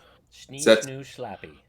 Yes, everyone knows that a slap solves mind flare brain stuff. Yes. Yes, and you must use the ancient incantational words of whoop, whoop, whoop, whoop, whoop, whoop, whoop, whoop, whoop, whoop, as you do it. Yes, They are powerful and ancient words. indeed. Is the fire still going? Oh, you guys are in Dugan's Hole. Is there a fire nearby? There's a fireplace downstairs. Auken's gonna go to it and try and warm his fingers up. Okay. Akin, you go downstairs and you notice that there are 2 other people by the fire crying out in pain with people gathering around them, and their hands have actually blackened with frostbite.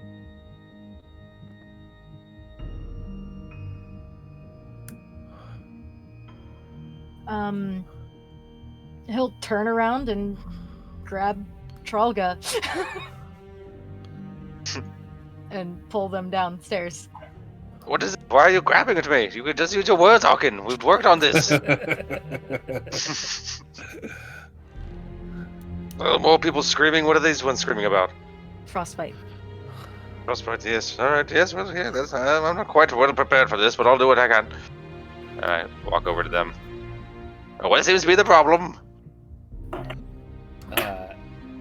And one of the people around them says their hands, they were just sitting there drinking, and then they started crying out in pain, and their hands, I watched them blacken right before my eyes. And you look down, and both of the people have, like, withered, blackened, nearly skeletal hands.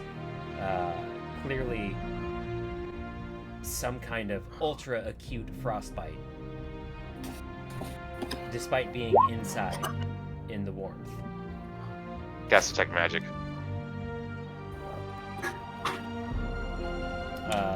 On the hands. Nothing. What do you mean, these aren't magic hands?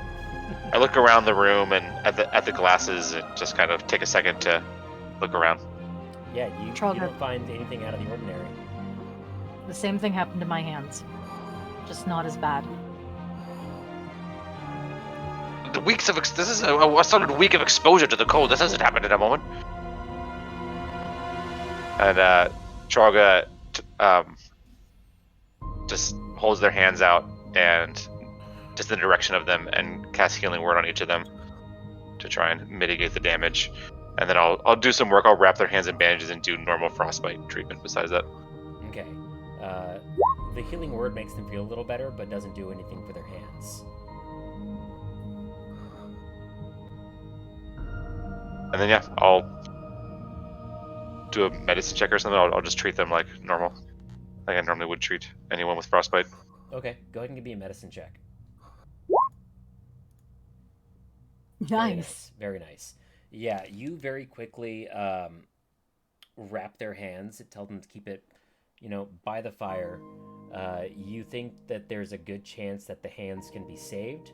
They probably won't have full mobility ever again, but with your quick intervention, they will still have hands. Just remember, anytime you use your hands for anything, think of your friends, Trolga, and this one. And he points at Akin. So when you say your name, Akin. This was Akin. There you are. See? They're very sociable, despite what you might expect. He's very sociable. They thank you profusely, but are still in quite some pain.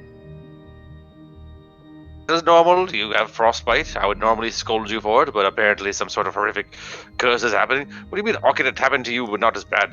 He's going to hold up his hands, which are covered in ice crystals.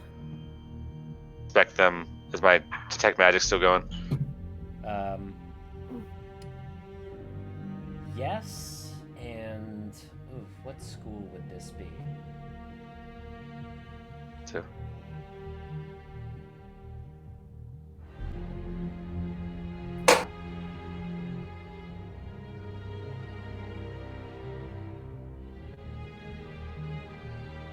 Let's call it divination.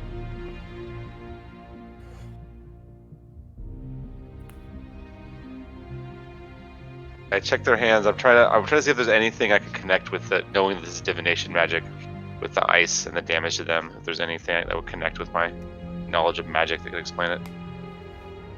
Give me an Arcana check.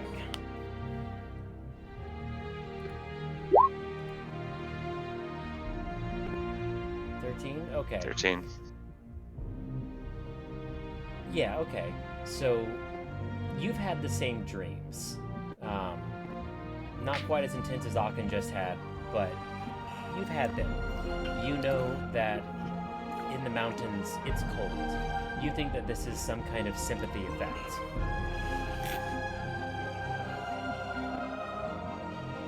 You think that whatever is trying to call out for help is slowly freezing to death, and that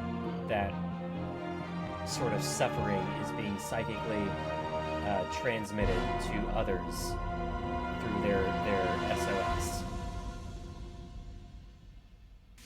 Seems that we must stick on our path.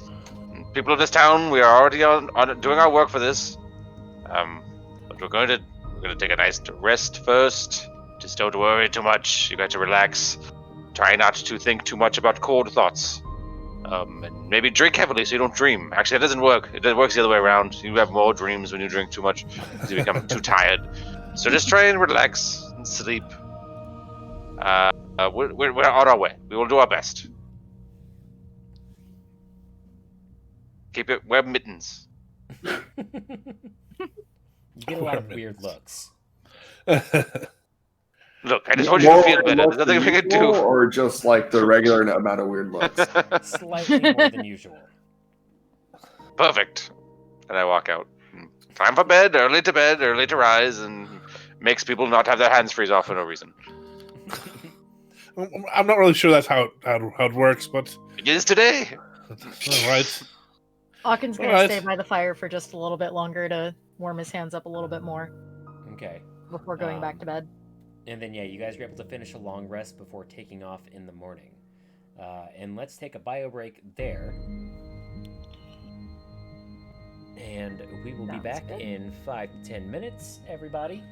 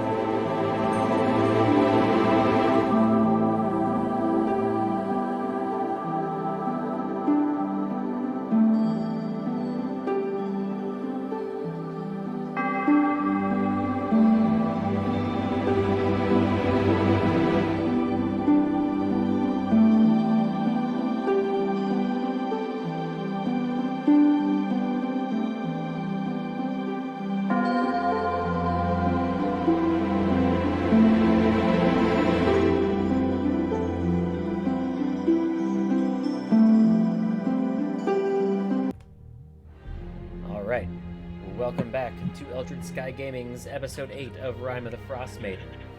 We have just left off, leaving Dugan's Hole to go south into the Spine of the World Mountains to find the crashed Nautiloid.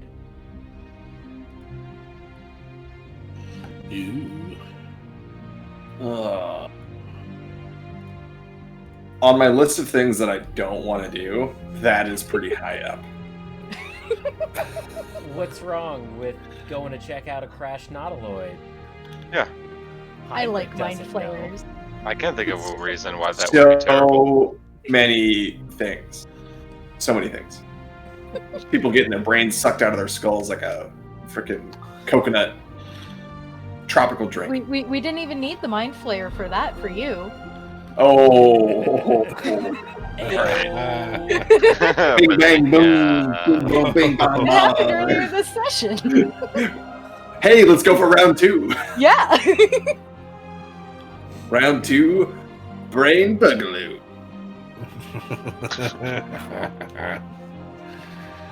Alright, so you guys take off to the south? Yeah. Yes. Alright, so it's going to be another 3 days past this to get to the site that you guys have been seeing in your dreams. And you have, like, a very, like, practically geolocation for it in your mind. Like, you're being pulled toward it. Stronger with every dream. And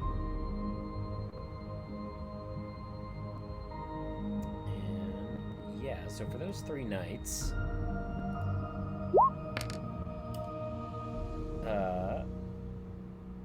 Mick needs to give me a Constitution saving throw.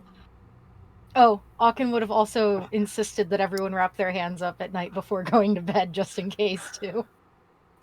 In hopes that it would help. Charga would definitely do it and help other people do it. Yeah, I mean, I don't know if that means anything for Mick, but he definitely would have done it as well. Not really, no. Okay. Aachen wouldn't know. Just trying to be helpful. 16. 16? Okay, you awake in a cold sweat, and your legs are colder than normal. You know, you can see your toes turning a little purple beneath the toenails, but you're otherwise okay. All right there, lad. We're on our way. Just hold on. The second night's gonna be Tralga. Con save. 11. Oof. You take 2 cold damage as your hands start to freeze over in your sleep. And arthritis is one thing. This is unacceptable.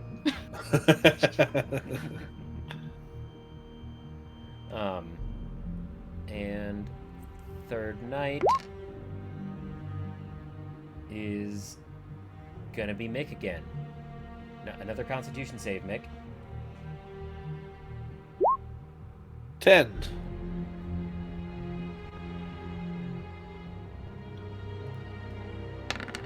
You take 1 cold damage. And you wake up and your feet are extremely cold and you can't feel your toes. They're not frostbitten, but they're very cold. It's uncomfortable. All right. Just me on a normal day.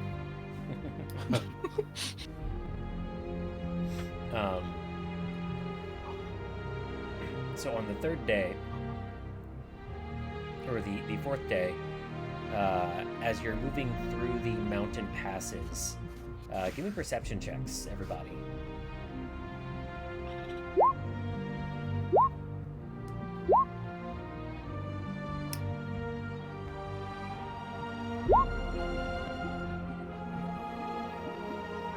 So, Mick, as you guys are moving through this valley, the snowy valley between mountains, you see what is very obviously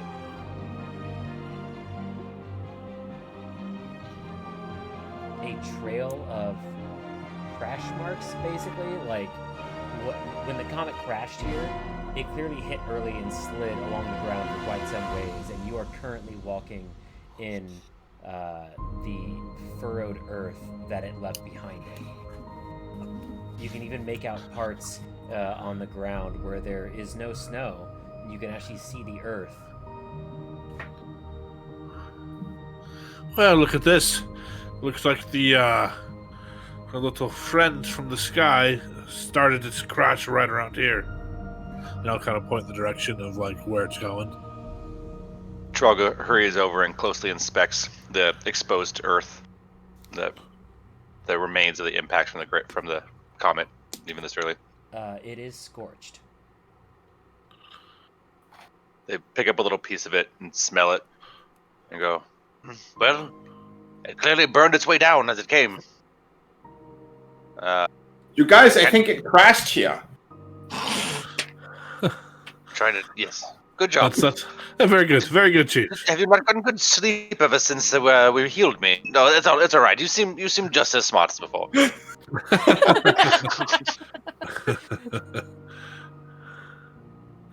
Troga would start hurrying along the path. Yeah. Hawken will follow. Mick as well. Yes, let's run to our deaths. It's going to be fun. What could possibly go wrong? At least he's friendlier now. Have you noticed that? Maybe not Yeah. as sharp of a whip, but it's friendlier. It's in all honesty, it's probably just a phase. We'll don't have say the old that. Chief back soon enough. So pessimistic.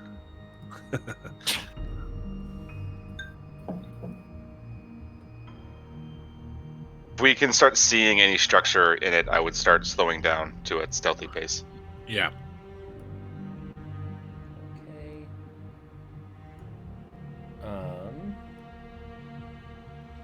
Everyone give me perception checks again.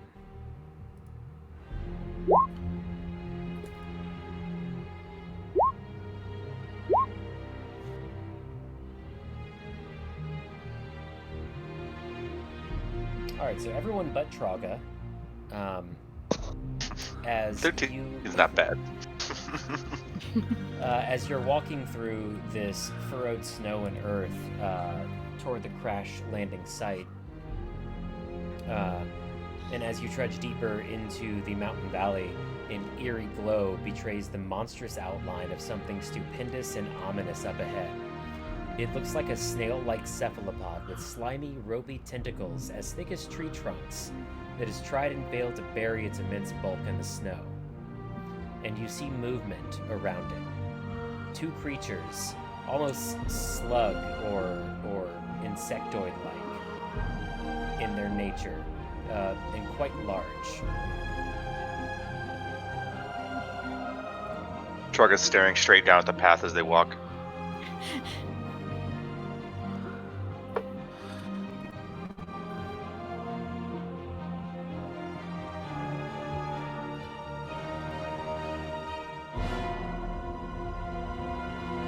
Place ourselves. Oh, never mind. we're already you there. guys are on there. I see it. Kevin, you will need to place Quan. I hate these.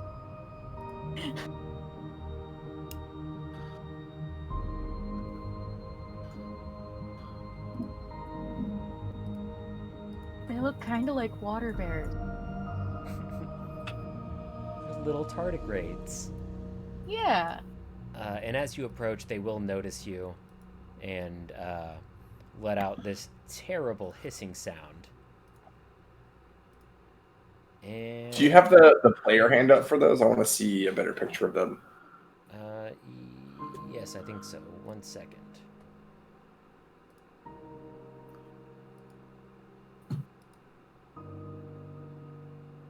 Yeah, there we go.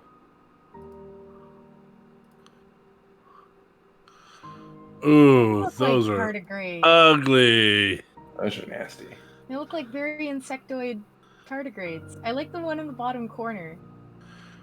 I like them when they're dead.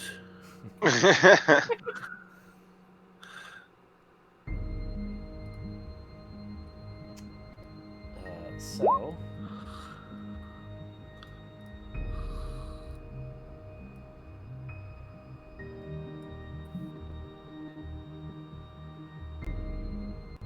we need Troga and Quan's initiative. Done it by not doing anything at all. Oof. go dex-based characters.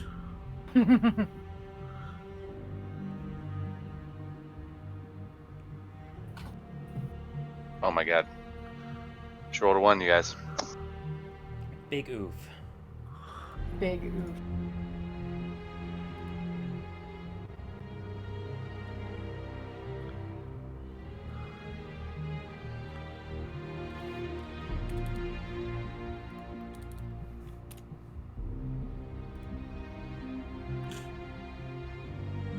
All right.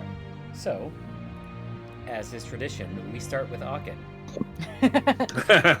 I'm gonna bonus action rage, and then go right up to the big one in front, and recklessly attack it with my greatsword for a 14 to hit. 14's gonna hit. Cool. That's 17 slashing damage there. And then second attack is a 16 to hit. 16 hits. That's 11 slashing damage. And he has advantage to hit me, but disadvantage to hit everyone else. Okay, and that everyone one is officially bloodied. Cool. And everyone gets resistance to that one's attacks. Okay. Heinrich. Oh my god. I get a turn.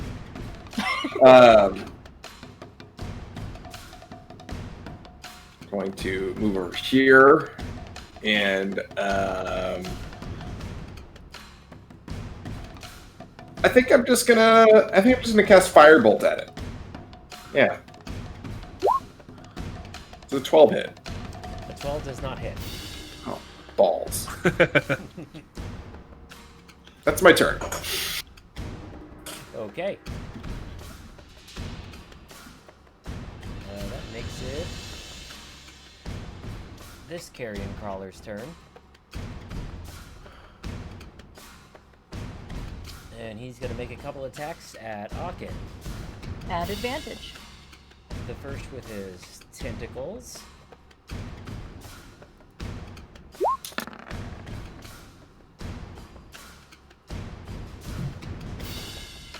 That is a natural 20. Okay, lay it on me. So total, it's going to be 10 poison damage. Okay. And you need to give me a Constitution saving throw. 16. Okay, you succeed. So you are Cool. not poisoned or paralyzed. Wonderful. And now it's going to bite at you. Okay.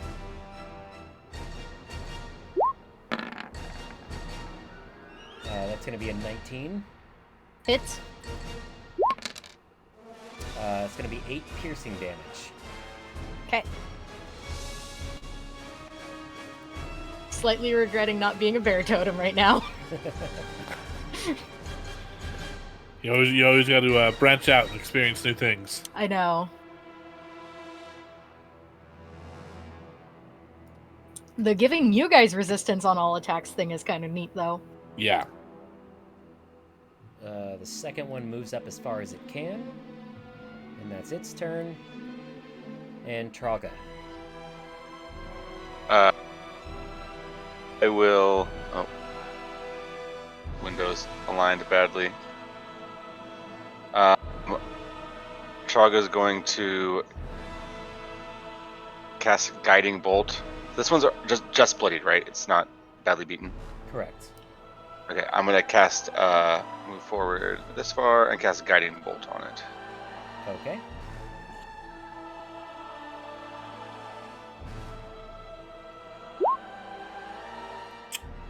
That is not going to hit. Real bad, y'all. Well, Feels that's bad, my man. turn. That's All my right. turn. Mick. Mick will not move because now he's going to take his steady aim. He's going to attack this thing with advantage. The one next to our dear Aachen boy. Okay.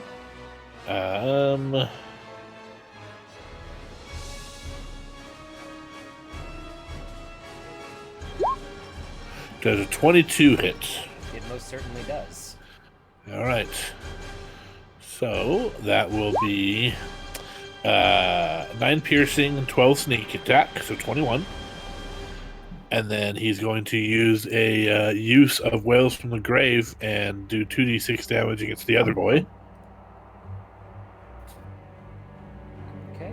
Actually, let me double check. Actually, It's half your sneak attack damage. So how many sneak attack dice It's- do you get? I think he might be out of range.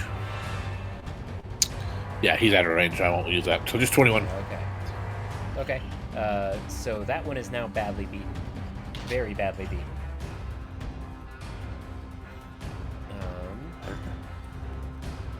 And it's Flan's turn. So, oop, come on, scrolling instead of measuring. There we go. I don't think they can actually make that, huh? 5, 10, 15, We can get 20, up next to 25, 30. Akin and be within melee range of this one Right here. there. Alright. And then it's going to be 2 great axe attacks. 21 hit. 21 does hit, yes. Have anything I'm forgetting about, right? They're not a barbarian. 7 slashing. Okay. She takes a hit with an axe and fells this one. And it just slumps over onto the ground.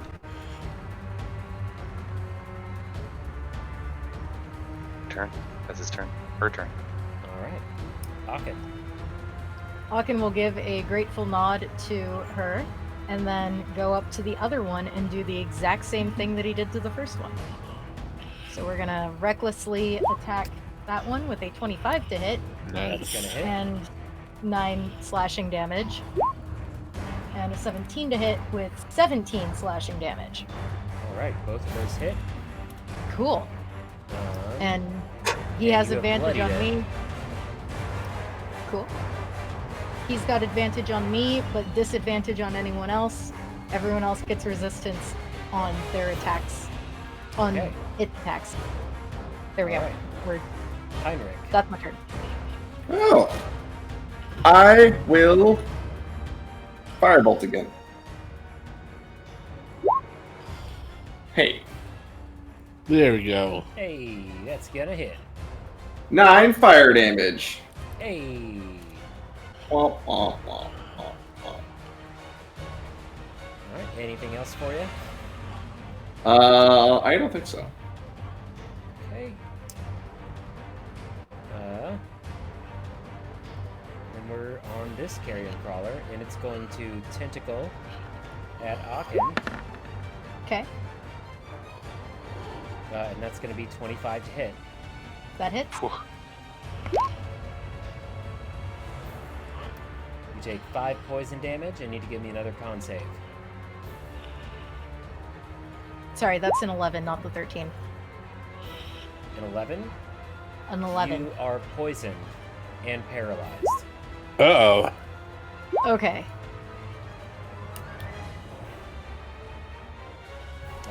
And it's going to bite at you as well. Okay. Automatic hit, right? Paralyzed. Mm-hmm. That is a crit. Okay. That was a crit regardless, actually. It rolled a natural 20. Damn. Okay.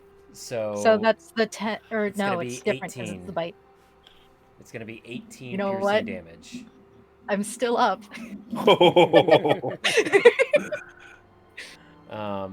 And Trogga, that's your turn. I think they're just going to. This is not bloodied or anything, right? It's bloodied.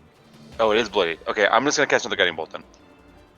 It's good when it actually works, you guys. It's a good spell. There you go. 23 to hit. Yes, that's going to 5, 3 ones and a 3 2. ones. Oof. Wow. Radiant damage. all right. Okay. Next attack against it is at advantage. Sad. Yeah. Very sad. Sad. That's Mick's turn. Sad. So since this thing is at advantage, Mick's going to move this time. He is going to move here, and he's going to take a shot at it. Boom. Boom. 18. 18's gonna hit. All right, it's gonna be 18 damage. How do you want to do this? So as this thing's like chomping on Aachen, I'll say it and I'll wait for like the perfect opening as it's open his mouth to go try to finish Aachen. And I'm just gonna shoot it like right in like on the roof of his mouth to hit the brain. Right in the maw. Got it. Okay. Nice. Yeah, arrow flies through its mouth, and you see the piercing end stick out from the top of its head as it just blinks slowly and falls to the ground dead.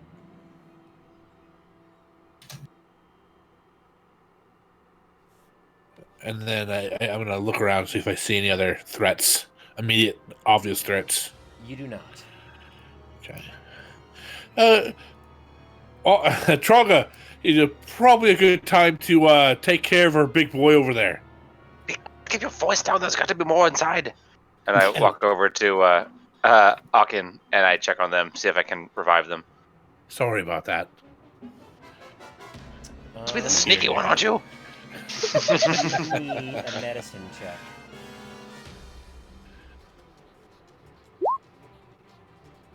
$23. Yeah, you've got some herbs on you that you think will cure the paralysis and poison. Yes, I pull out my small bag of white herbs and rub them under Aachen's nose. You have to pre-masticate them for him, of course, because he cannot chew. I rub them against my gums, and then I spit them directly into Aachen's nostrils.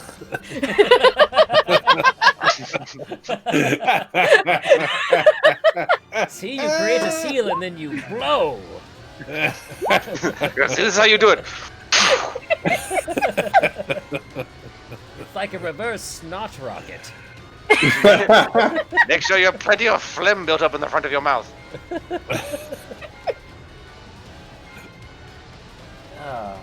Yeah, cool.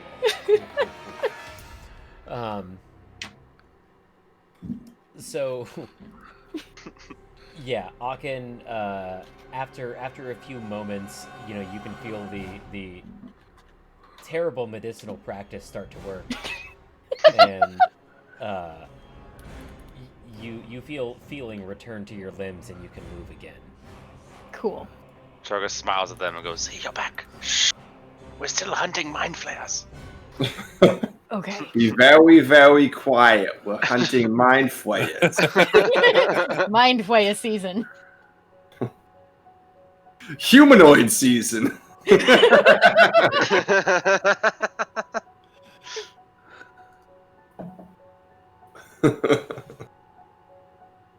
Pretty good bit. I should do that. Just run into two people walking down the street. It's beast season, humanoid season, beast season, humanoid season. So yeah, before you lays this crashed nautiloid, and you can see that up ahead, you can't see onto it as it is above your sidelines, but there does appear to be an open deck here in the front of the ship. I'll look at Aachen and be like, "Oh, big guy, you feeling up for a good climb?" Maybe. It's not far, But I only can try about it 10 on. feet.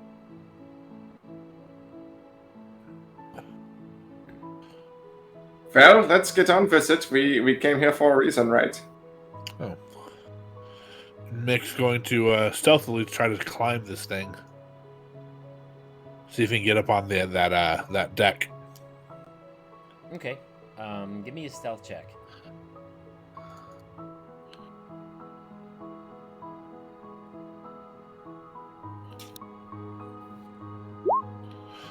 $13. Okay, you're able to get up there stealthily. This deck is 10 feet above the valley floor and covered with fresh snow. Mounted to the deck is a ballista covered in ice. At the back of the deck, a double door made of chitin and iron is tucked under two higher decks, the lower of which has another ballista mounted on top.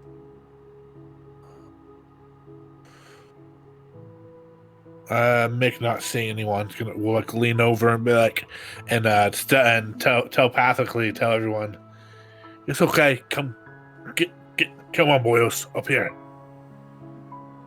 Aachen will follow suit and also be a little stealthy about it since Mick was. I was trying to sneak along too. Heinrich will also try and be stealthy. Chogo's gonna cast guidance on Aachen. Oh, is that a 1d4?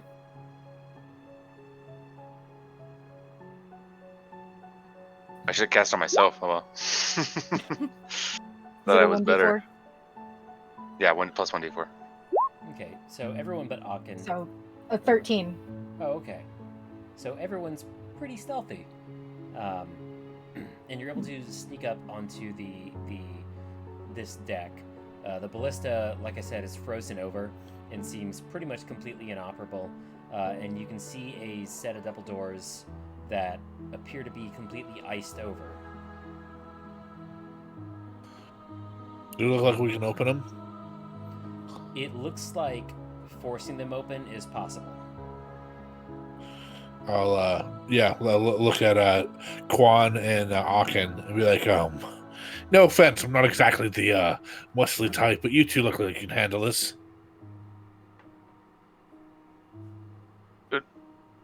Yes, Quan, use the power of Goliathism as a unified force for good. See, we're working toward your goals. This is practice.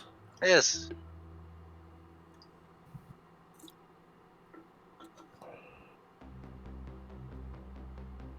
If I'm controlling Quan walks up. Yeah, no, I'm helping.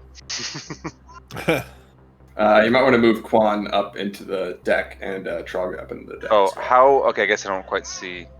Just move it. Oh, yeah. Move oh, it I up. see. Okay, there we go. Oh, now I can't see Quan. Boop, boop. Fixed it. okay. So athletics. Yeah, and if Quan's helping, give me athletics with advantage. Okay. Disadvantage. 12. Oof. Wow, with advantage, you are not able with to get the door advantage. open. Wow. It's that 14 hit points, guys. Damn. I should have said a little prayer. I look up to the stars and put my shoulder on Quan. Quan, why don't you lead it this time? Maybe I don't know. Maybe just a different leadership potential. Yeah, and Aachen will help Quan. Oh.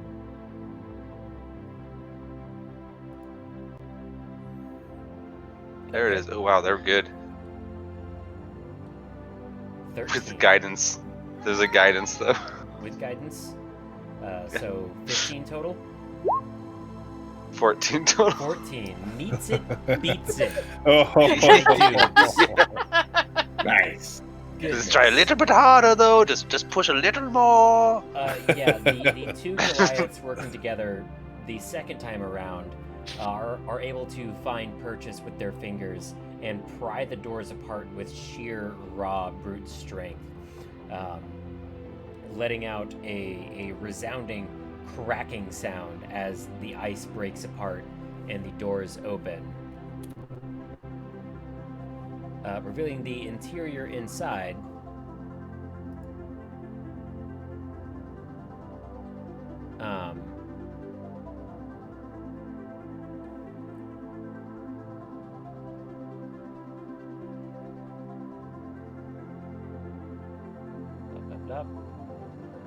Yeah, the doors are open on Walls our in screen. this chamber are 3 sets of chains and manacles designed to hold large creatures. A staircase rises to the next deck amid crates, barrels, and broken bits of equipment. Moving among the detritus are 4 creatures. 3 of them are small, repulsive purple things that float above the ground and pull themselves across the floor using oversized face tentacles. The 4th is a lumbering monstrosity made of stitched-together parts from goblins, dwarves, and reindeer. And the things you see floating around, pulling themselves by the tentacles, are Are they the tiny little new mind flayers? they're these right I here. love gnome Oh squidlings. my god. What the fuck? I love them so much. What the fuck is that? I was waiting for this. I was waiting for this. Oh my god! His eyes. Yeah, Her wrongness permeates reality. There's the three of them and one flesh golem that seems very annoyed by the three of them. From what you can see, they're just floating around and using their tentacles to push garbage and debris from one place to another. The little squidlings are? Yes. Nothing's hostile?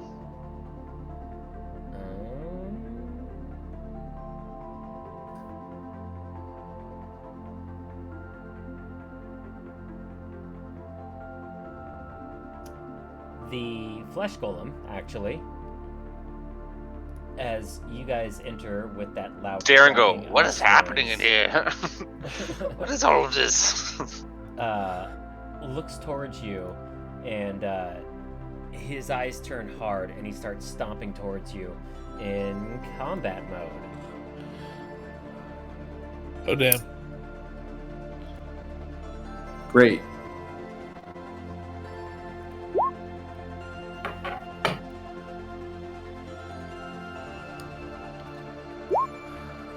Ouch.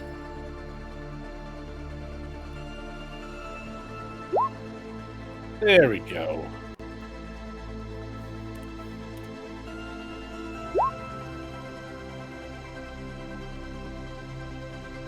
that is everyone. And we start with Mick this time. Does Mick see anyone from his position? No. Mick cannot see into the room. Trogga's confused and disgusted face. You hear Heinrich go, "What the fuck is that?" Mick will take a look in, see those things, and go, bloody hell, and then he'll see the flesh go, and go, oh dear. Do the little gnome guys look like they're aggressive, or just the flesh golem? They don't seem to notice you at all. They're just pushing debris around from one side of the room to the other. Okay, I'm gonna. I'll temporarily stay, like, kind of slide under my Goliath friend here and take a shot at the flesh golem. Okay. Where is it? Here we go. Normal. Ciao. And I'm gonna miss.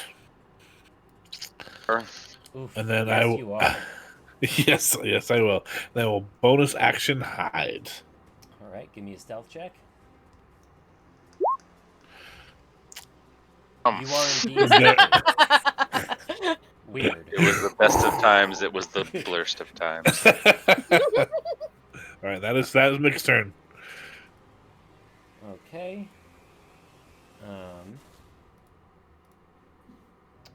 And now it's Trogga's turn. So, man, I don't want to kill these bastards. Is it?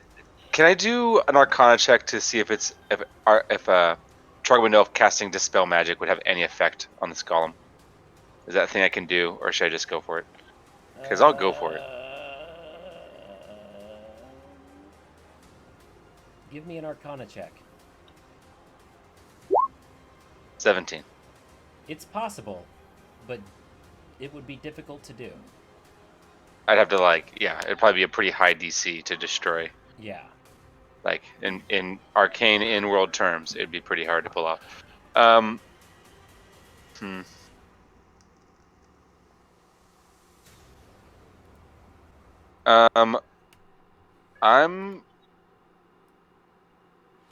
It's so gross, and I don't like that it exists, and Trogga wishes that it stopped existing.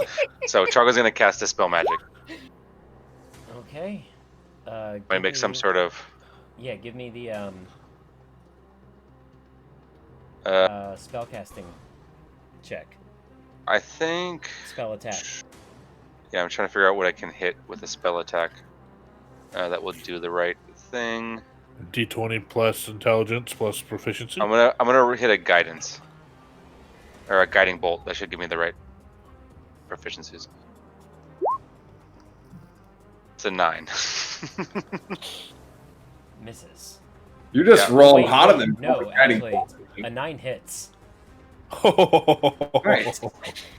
Big With my lumbering, dispel magic, nice. big Yeah, lumbering Targus fleshy Well, thing. spreads their hands out guiding wide. bolt hits. Or no, that's what you. Oh, wait. were- I was trying to do dispel magic, so I don't know what that. You know what I mean? Hold on. I don't know. Seems like it maybe didn't work. Is my guess. Oh yeah, no. Oh, Dispel oh, magic I was just doing. isn't such a hit. Yeah, dispel magic is just. is in our. Oh, you're right. There's nothing to do with that. It's just if the spell of the casting, so the DC equals the spell, the 10 plus the spell's level. So if it took the spell, yeah, okay, it probably was a higher level spell than a 13.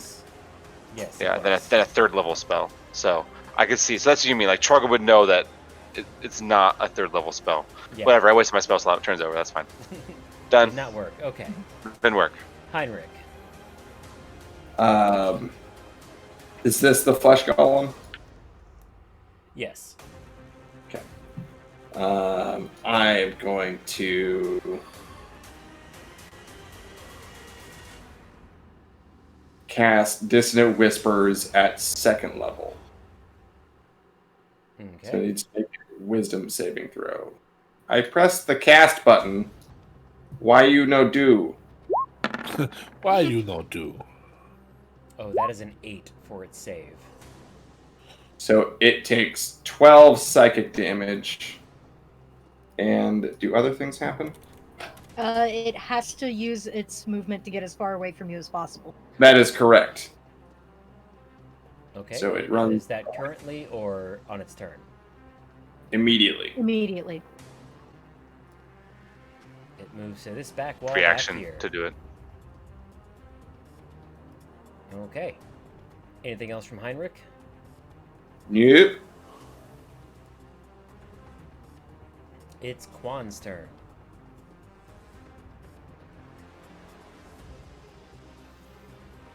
Quan moves. Boom.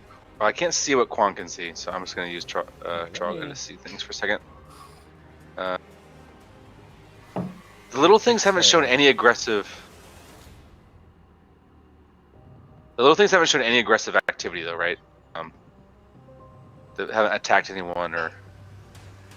No, they appear to have not even noticed that you're here or that there is combat going on around them. Quan moves to here. Well, here, just in case. And I think they have a javelin that they throw. Yep. They throw a javelin at this guy. Can they throw 2 javelins? Oh yeah, 2 javelins. Ooh, look at those. So that's 2 hits, and one is a crit. Oh, okay, so it should be oh yeah, it came out the way you'd want it to.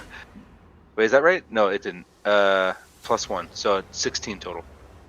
16 On that one, +7, plus 7. so 23.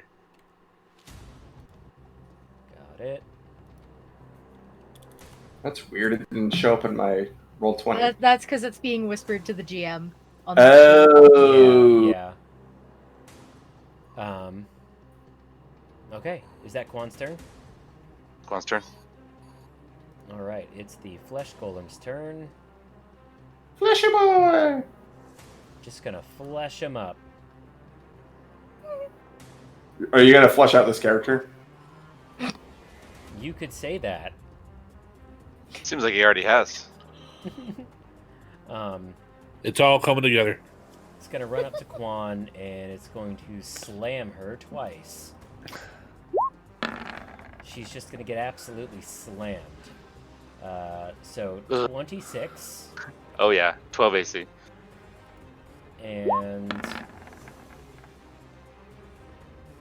and a 12. So first beats attack it. is 14 bludgeoning damage, and second is 11 bludgeoning damage. They are fine. They look fine. They're doing great. Weird. All right. 67 HP. Akin, your turn. Okay, I'm gonna. Is it even worth it to rage at this point with this thing? I don't think so. Gonna go in up behind Quan here, and I'm going to instead recklessly just swing my greatsword. Okay, 14. It was a 14 hit. So 12 slashing, and second attack is a 16 to hit and 11 slashing.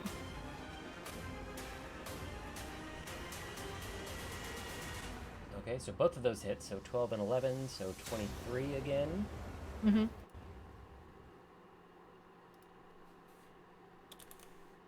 All right, he is well beyond bloodied at this point. Cool. That's my turn. And he has advantage on me next turn. Mick, my guy, my dude. So if Mick takes a step here and kind of pops through the door, like right here, does he get advantage from coming out of hiding? Does he kind of popping around a corner? Okay. And that's what he's going to do. That's what he do. Let's see it. 18. 18's gonna hit. For 18 damage. Okay, he is badly beaten.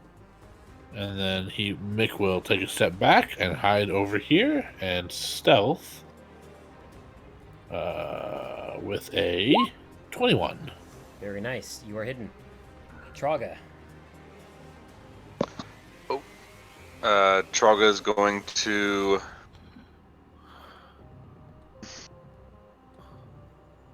badly beaten, huh? They're gonna step up and cast their last bolt at that thing.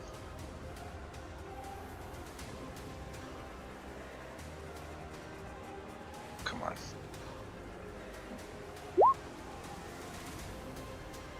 That's 16 gonna to hit. hit. 14 points. Damage. Yep. It has 14 hit points. How do you want to do this? I blast the goblinoid butt that axes its head right off of the top of its shoulders. And yeah, you hit it with the guiding bolt, and the guiding bolt hit with such force that you see the stitching holding its fleshy, visage together so hard that it just knocks the head right off. And the thing stands there for a moment, as if registering that it has just been killed, before falling to the ground in a fleshy heap. I love So that. fleshy. Everything's so fleshy. So much flesh. Hawkins That was awful. What are with these things? I don't like them. They're making me very uncomfortable. Hey, you! What are you? What are you? And I'm like poking this one. I'm like kicking its tentacles on the ground. Hey, what are you? Hi, hello. Oh yeah, Chief. Simply keeps pushing detritus around. Try not to piss him off. Can I pick up the piece of flesh golem that Traga knocked off and like put it in front of Rin and see if he does anything with it? Sure. I'm gonna see if he does anything with it. You hold the head up, and you see some of its smaller tentacles reach out and start to grasp at the head, and then realizing that there is no life and therefore no, neural goings on inside, it just lets go and continues pushing stuff around the floor. They ain't the consciousness of the living, Arkin. They don't want a butt. Can I set it down on the ground in the debris and see if it'll still move that around? Yeah, it just keeps pushing it around. They're like fleshy Roombas that are bad at their job. Floombas, if you will. I love them so Let much. us leave and go somewhere else, further into this ship thing. I don't trust these things. They're icky. They are quite disgusting, yes. I hate them. Mick will poke his head up the stairs to see what's up on 2. Just like bring his head up just to see what he can see. Okay. Juan, watch this one carefully. I'll do the same. And Trogus stares at Ziglard. Glard. Glard. I love them. Wait, is there a second level to this area? Yeah, we're on the stairs right now. And Mick just went up, and Mick sees that stepping out of a room on this upper deck is a small. Let me find the thing. Ooh, there's a thing. There's a thing.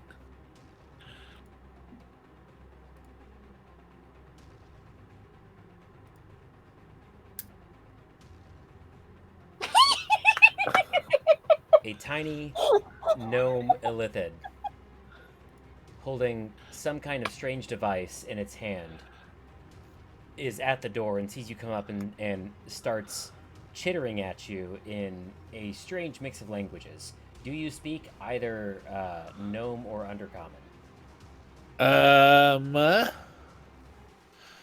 I speak undercommon. So you catch glimpses. It's switching like randomly between gnome and undercommon, but you're getting bits and pieces, and the general gist is, what is going on? Who are you? What are you doing here? Did you get our message? In undercommon, I'll say hush, hush, hush, hush, and then I'll mind link it with it. And since we both can understand one language, I'll respond to him and go, if it was you sending the dreams, yeah, we got the message. It hears this message in its mind, and it blinks and makes this uncomfortable, disgusted sound, and it says out loud in undercommon, no, please, no. Real talk here. Oh, all right, that works for me, and I just respond in undercommon. Name's Mick. What's yours? And what were the messages in the dreams? What happened? And then I'll mind link with Aachen behind me and say, I think I found the source. Get everyone at the bottom of the stairs. And the thing in undercommon says, my name is Dredavex, and this is my ship. As you can see, we crashed while trying to navigate through a blizzard.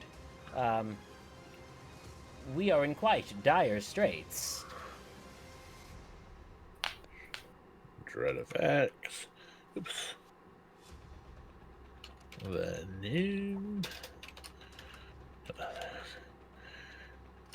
And I was like, so it was you sending the messages. Yeah, it's a bit of a rough go out here. I'm surprised you were able to see anything at all with some of the blizzards. Aye, it was very bad. If we do not receive the help that we need soon, our ship's life support will cease to function, and we will die. And that's why you called us. That was the purpose of the distress signal, yes. But why us? I mean, no offense, there's hundreds of people in the towns around. Aye, and hundreds received our message, but you responded. That's fair. No offense, you don't plan on eating our brains or anything, do you? No. Those who help us will not have brains eaten. Do I believe him? Give me an insight check. 18. You believe him. He seems to be telling the truth. He doesn't seem to have any malicious intent. He's just, his ship and crew is in trouble and he wants help. I'll say, all right, let me signal my comrades, and I'll pass everything along to Aachen and tell him to come up here. Aachen will turn to the other three and say, we're going up. And beckon for them to follow. Just a little warning. Your big flesh thing down there got a little rough with us, so we had to put it down. Oh. That's Steven. Sorry about that. Steven? Talking to up there. Are we killing this thing or what? Come on, fucking get out of my way. Who are you talking to? What's going on? As you guys come up, you'd hear me speaking. I don't know, whatever undercommon sounds like. I don't know what undercommon would sound like. It sounds like common, but upside down. Ha ha! Sounds kind of like this, matey potato. It's In fact, that's his new voice. Australian. It's an Australian accent. Forget all voices you've heard before today. Mike, do we need to be moved to the platform? Yes. Let me. I cheated and I looked for it. Surprise gasp. Surprise gasp.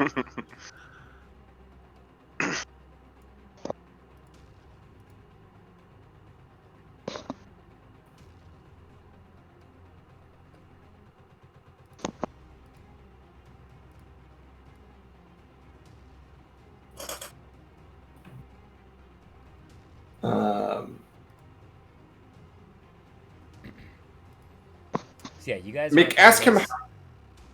Oh, go ahead. No, I was just saying you guys are all up on the second deck now, about Cool. 25 feet above the snowy surface. Go ahead. Mick, ask him how many of the crew are there. Here on the ship. So there, laddie.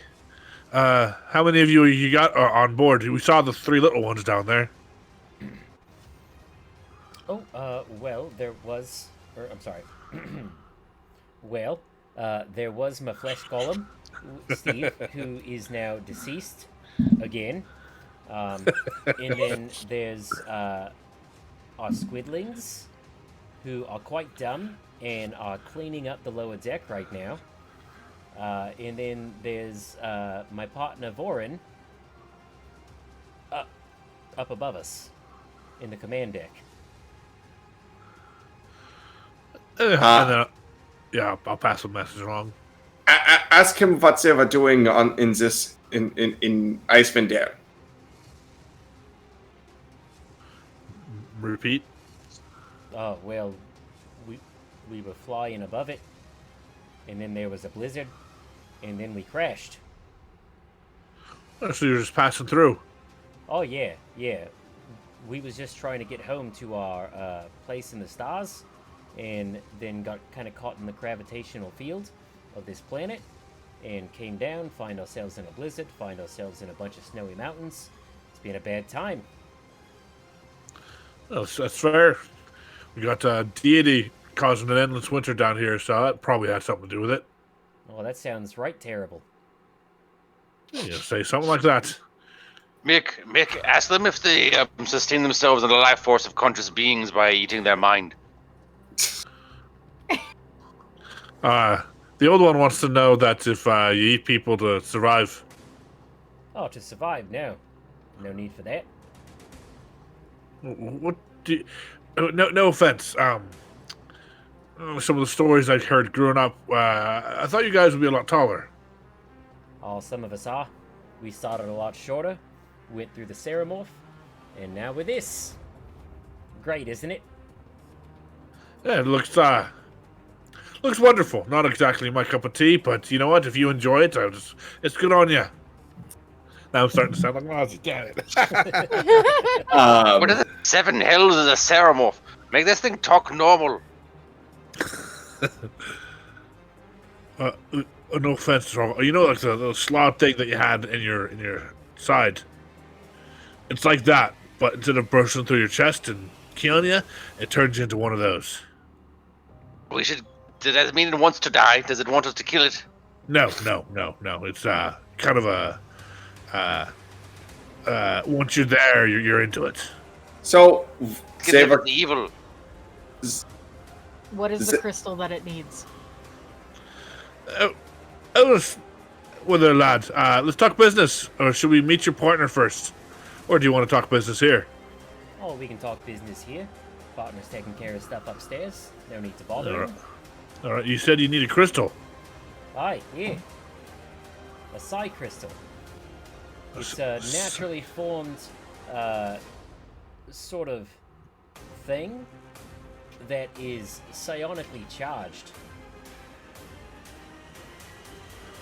And why should we help them?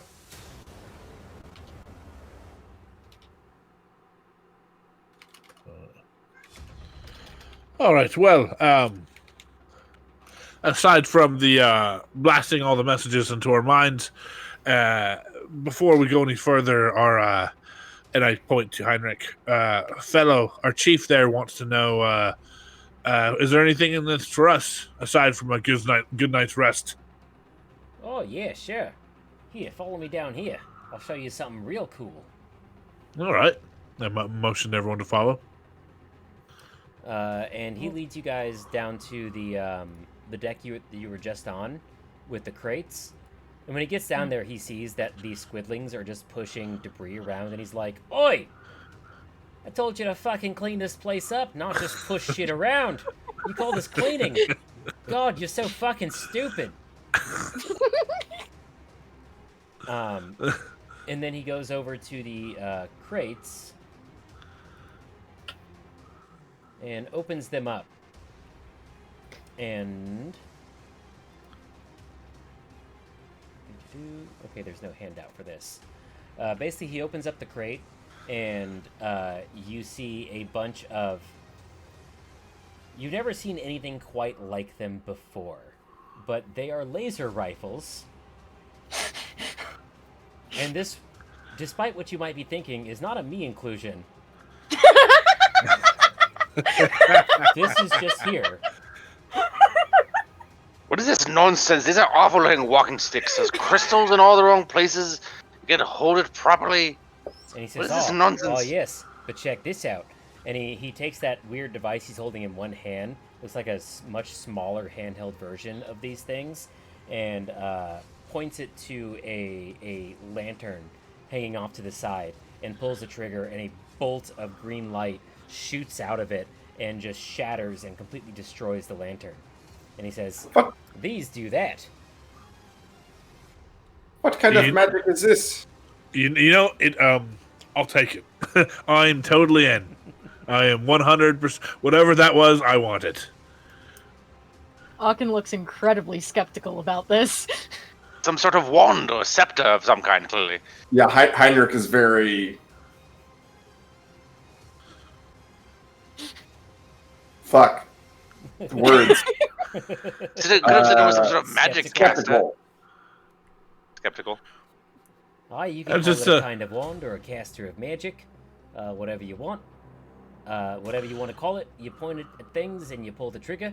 And if you hit the things go boom. I relegate those exact terms to everyone. It's like it's kind of like my arrow, except it's not. It's like that. It shoots green stuff and things burn up. Now into it. Does it need arrows or bolts? Yeah. Does this thing ever run out of charges or green stuff to shoot? It does. Each one's got an energy cell. Each cell is good for 30 shots. And if you help us out and get this nautiloid off the ground with a psi crystal, you lot can have 3 of these. I'll relegate that, but you relegate that and say, I wouldn't mind taking the ammo, and worst comes to worst, I'm sure we can find some good peddlers who are more willing to share their weight in gold for these things. Yes, well, I suppose. Do you need special skill sets to use these items? Does one must be trained to use them? Oh, I'm sure you'll be able to figure it out. You're a smart lot. And where do we find this crystal? Well...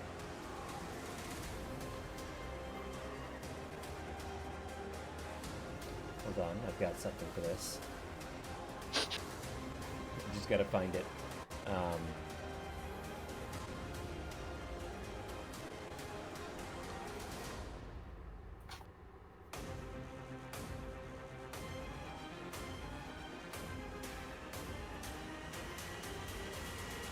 Yeah, so he responds and says, well, our senses indicate that there is such a crystal somewhere in the mountains to the north, but we've been in no position to leave our nautiloid. If we do, it'll die. You don't look like you can exactly survive long on the cold out there. I mean, we can barely do, and we're layered in furs. Aye, yeah, it's quite cold out there. As you can see, it's nice and cozy in here at a good 60 degrees Fahrenheit, which is a measuring system that I'm aware of. Yeah, but probably within the week now, life support's gonna go down if we don't get that psi crystal. All right. How far do you think the mountains? How far is that your little reading thing say it is? It's a bit fuzzy. It's hard to say. Somewhere between 10 and 50 miles. Yeah, that's It is quite the difference. The range is quite great. There's a difference between a couple of days of travel versus several weeks. Well, when you're flying in a nautiloid, that's the difference between a few minutes. Tell him he's quite pompous. At least the way that you translate to me sounds quite pompous. Yeah. it's. I'm really working on accentuating the accents of the gnomish influence. This is how I view gnomes when they talk. He's hurting people with that nonsense distress signal of his, and he must immediately agree to stop sending that, and also to not harm a single sentient being on this plane before they shuffle off with their psi crystal, and we shall attempt to retrieve it for them. He already told me he'd do that. Yeah, we've no need to hurt anybody. We're just trying to go on our way. Unfortunately, we can't shut down the psychic SOS. The ship will continue to do that until life support dies.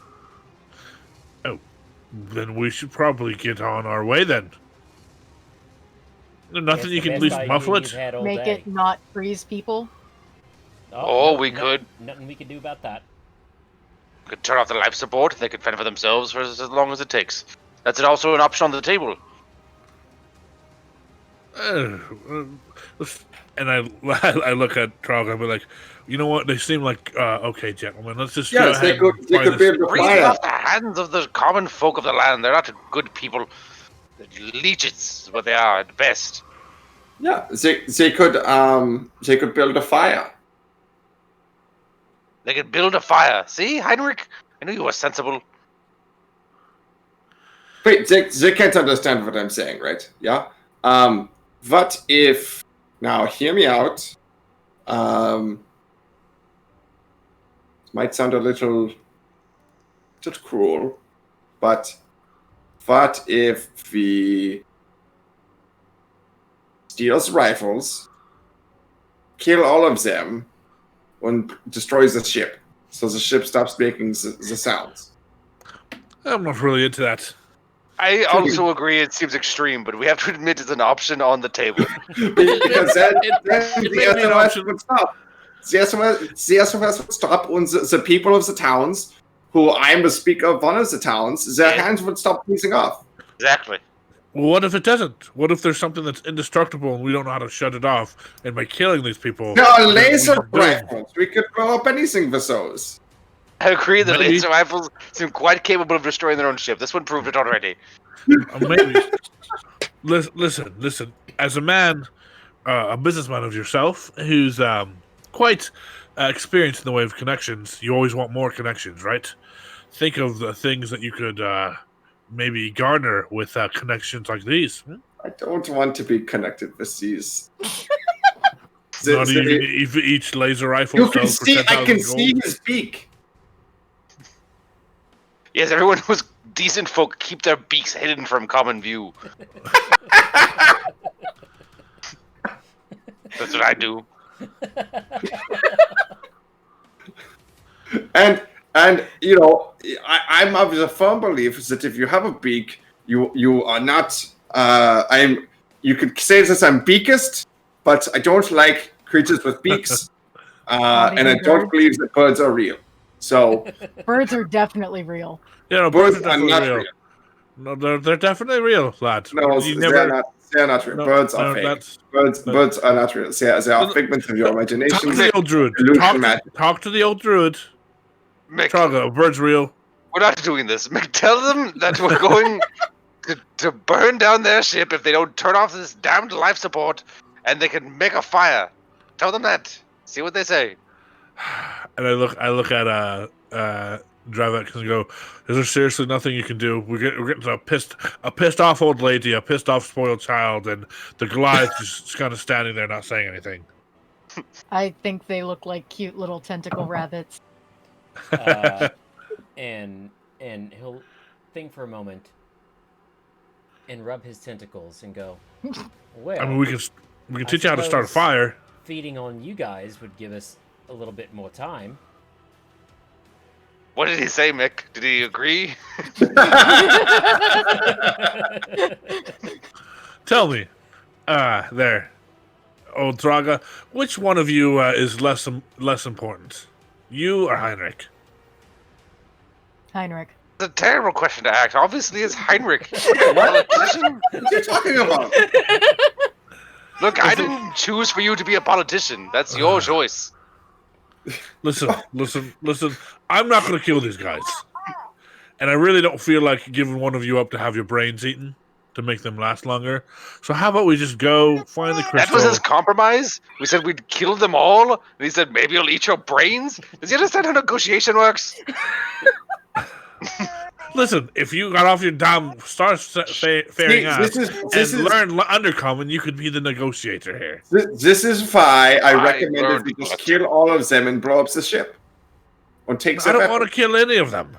Why not? Okay. See, Mick, I am the voice of moderation. They are cute little tentacle rabbits. Why kill them? Look at his fucking fingers. They're disgusting.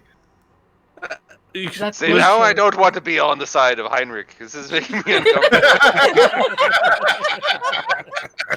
That's clearly bigotry. I don't hate them because of what they look like. I hate them because of who they are.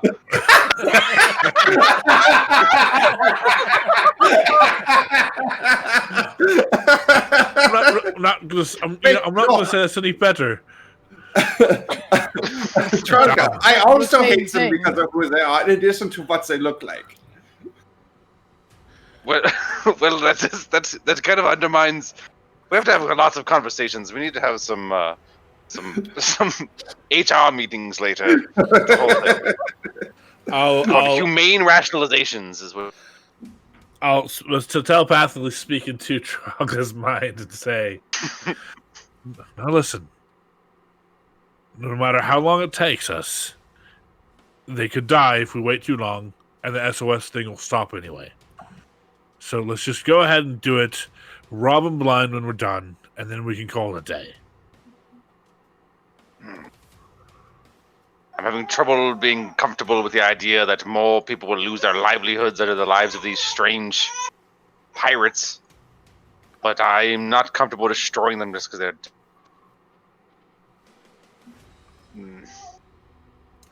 I'm uncomfortable with how far away this may be and how much time we may spend doing it. Tell them to turn the power down or something. I'll look at Dradavik and go, "Okay, we'll do it. Just just give us a general area and we'll start searching. Just act like you're gonna do something, to shut off the power. Start messing with things. I don't really care." Oh well, that would be quite impossible. It's a self-sustaining ship, mate. It's alive. I never said you had to do anything. Just make it look like it. All right. You're good at lying, are you not? Anyway, best our senses can scan for, and he waves his hand, and a holographic map appears, and you can see the topography of the area, and you guys are in the middle of the mountains, and a bit to the north, closer to where some of you will recognize Tourmaline to be, is a mountain with a purple energy signature. And he says, "That right there, it's a psi crystal we're looking for. That's what'll save us." All right. Does it Depending look how like far we? up it is. Yeah. Okay. How long would it take for us to get up there and back? Let's see. At least a week, right?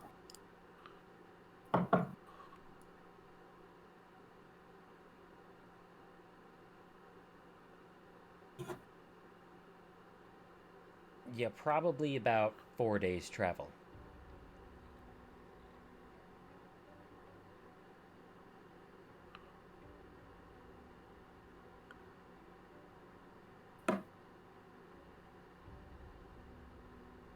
Do they have 8 days? They do. He'll tell you that they've got about 2 weeks, Okay. give or take, I before misheard life support shuts at down. one point. All right.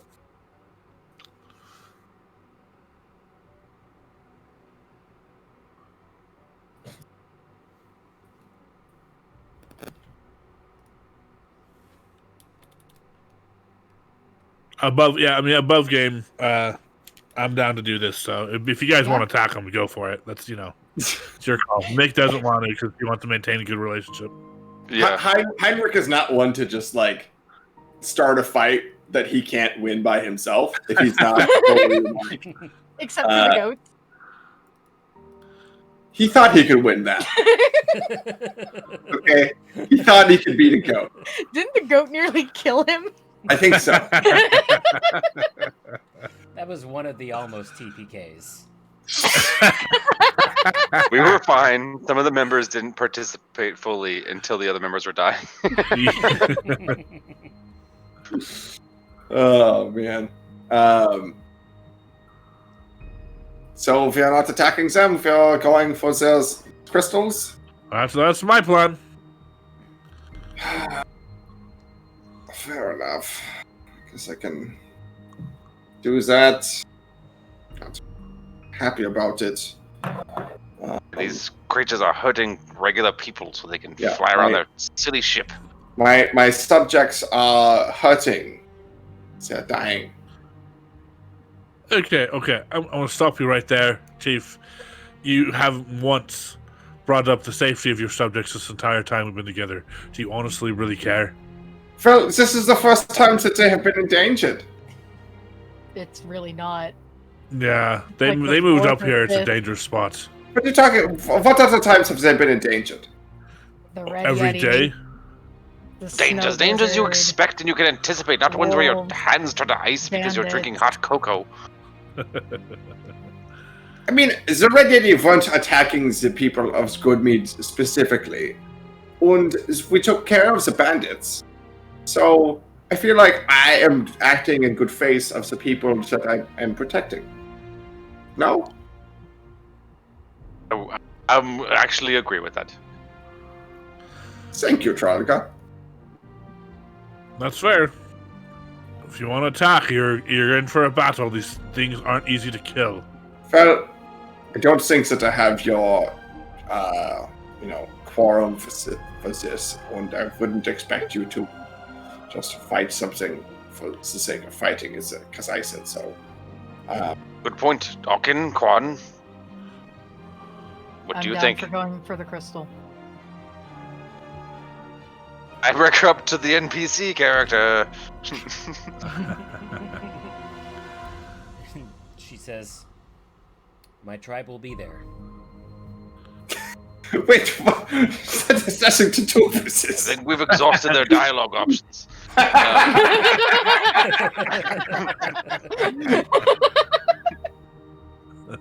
It's common, it happens.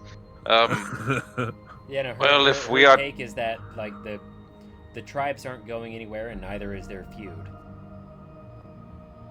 Well, We are at So if people are in loggerheads. trouble now, might as well deal We are- with that. Loggerheads, and the choice is not to fight something immediately, then I suppose I shall allow for that. yes, But I will formally log my dissent. I also formally logged my dissent. I have it right here. Dissent logged. Logged. And if it turns out that it eats the brains of anyone in the realm, I am firmly placing the blame on you, Mick, and Alkin. So, I agree. takes that as and if anyone loses a hand or a foot, that is also your fault. So But you're not liable for any other losses. yes, only hands and feet. As Yes, per hands and contract. feet and minds. That's it. Brain, hands, feet. Translation, fine, but I'm going to complain the whole time. Precisely. That's correct. That is our plan. Precisely. Okay, so then you guys are going to go and seek out this psi crystal? Yes. As I walk down, or I guess we're downstairs already. As I walk out of the room, I look back at the dwarf squid, and I go, walk out. And it does the same back at you, but with some of its tentacles. Oh. Thanks, I hate it. Eat a dick, little finger. Walk out. I see Tralga flipping it off. I flip it off too. and I do this, and I say, Mick, tell him that it means peace among worlds. That's hilarious. Peace among worlds. It's childish, but still funny.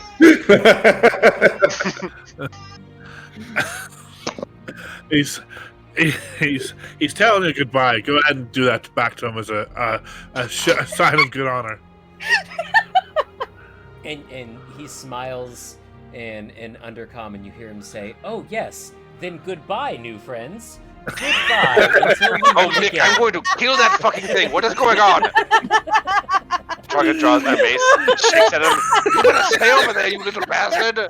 I swear by all the gods. I will shove this so far up your tiny little ass. Stop doing that to me. Stop it.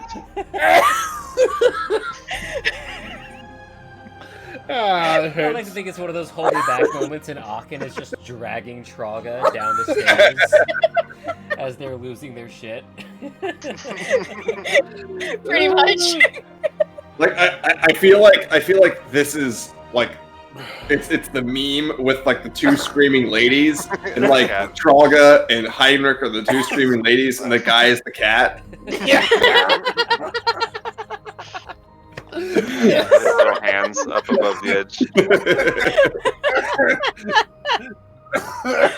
Oh my gosh! That meme where it's like two wizards casting power word kill at each other, but they both have more than 100 hit points. Fuck you!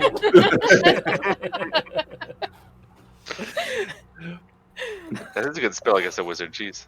He's got 100 hit points. Oh Yeah. shit! Okay, good times. I think we can call it there for the night. To use my I super was gonna special ask secret how big strategy for are next the time. squidlings? Do what? How big are the squidlings? They are tiny creatures. And so one of them would fit in that magic chest of mine. Yes. A chest of colding. Yeah, the chest of climate control. Their presence would... The lack of their presence would be missed. I'm not above kidnapping. There was lots of distractions. I'm just saying. I unintentionally. Well, we're created a coming great back. It's distraction. fine. We're coming back. It's fine. I'll keep that in my noggin. Start plotting, squid Yes. napping. Yes. Squid napping. Okay, so yeah, we will call it there for the night then. Before you guys set off from the Nautiloid. For those watching, thank you for joining us. As always, if you wish to patronize us, we do have a Patreon. There's a link in the doobly-doo. Thank you, Schrodinger's King, Infamous Object, Dude Joey Awesome, and Larmtor for being great players. This is a good time as always. And we'll be here next week on Sunday at 5 p.m. Same bad time, same bad channel. Until then, good night. Bye.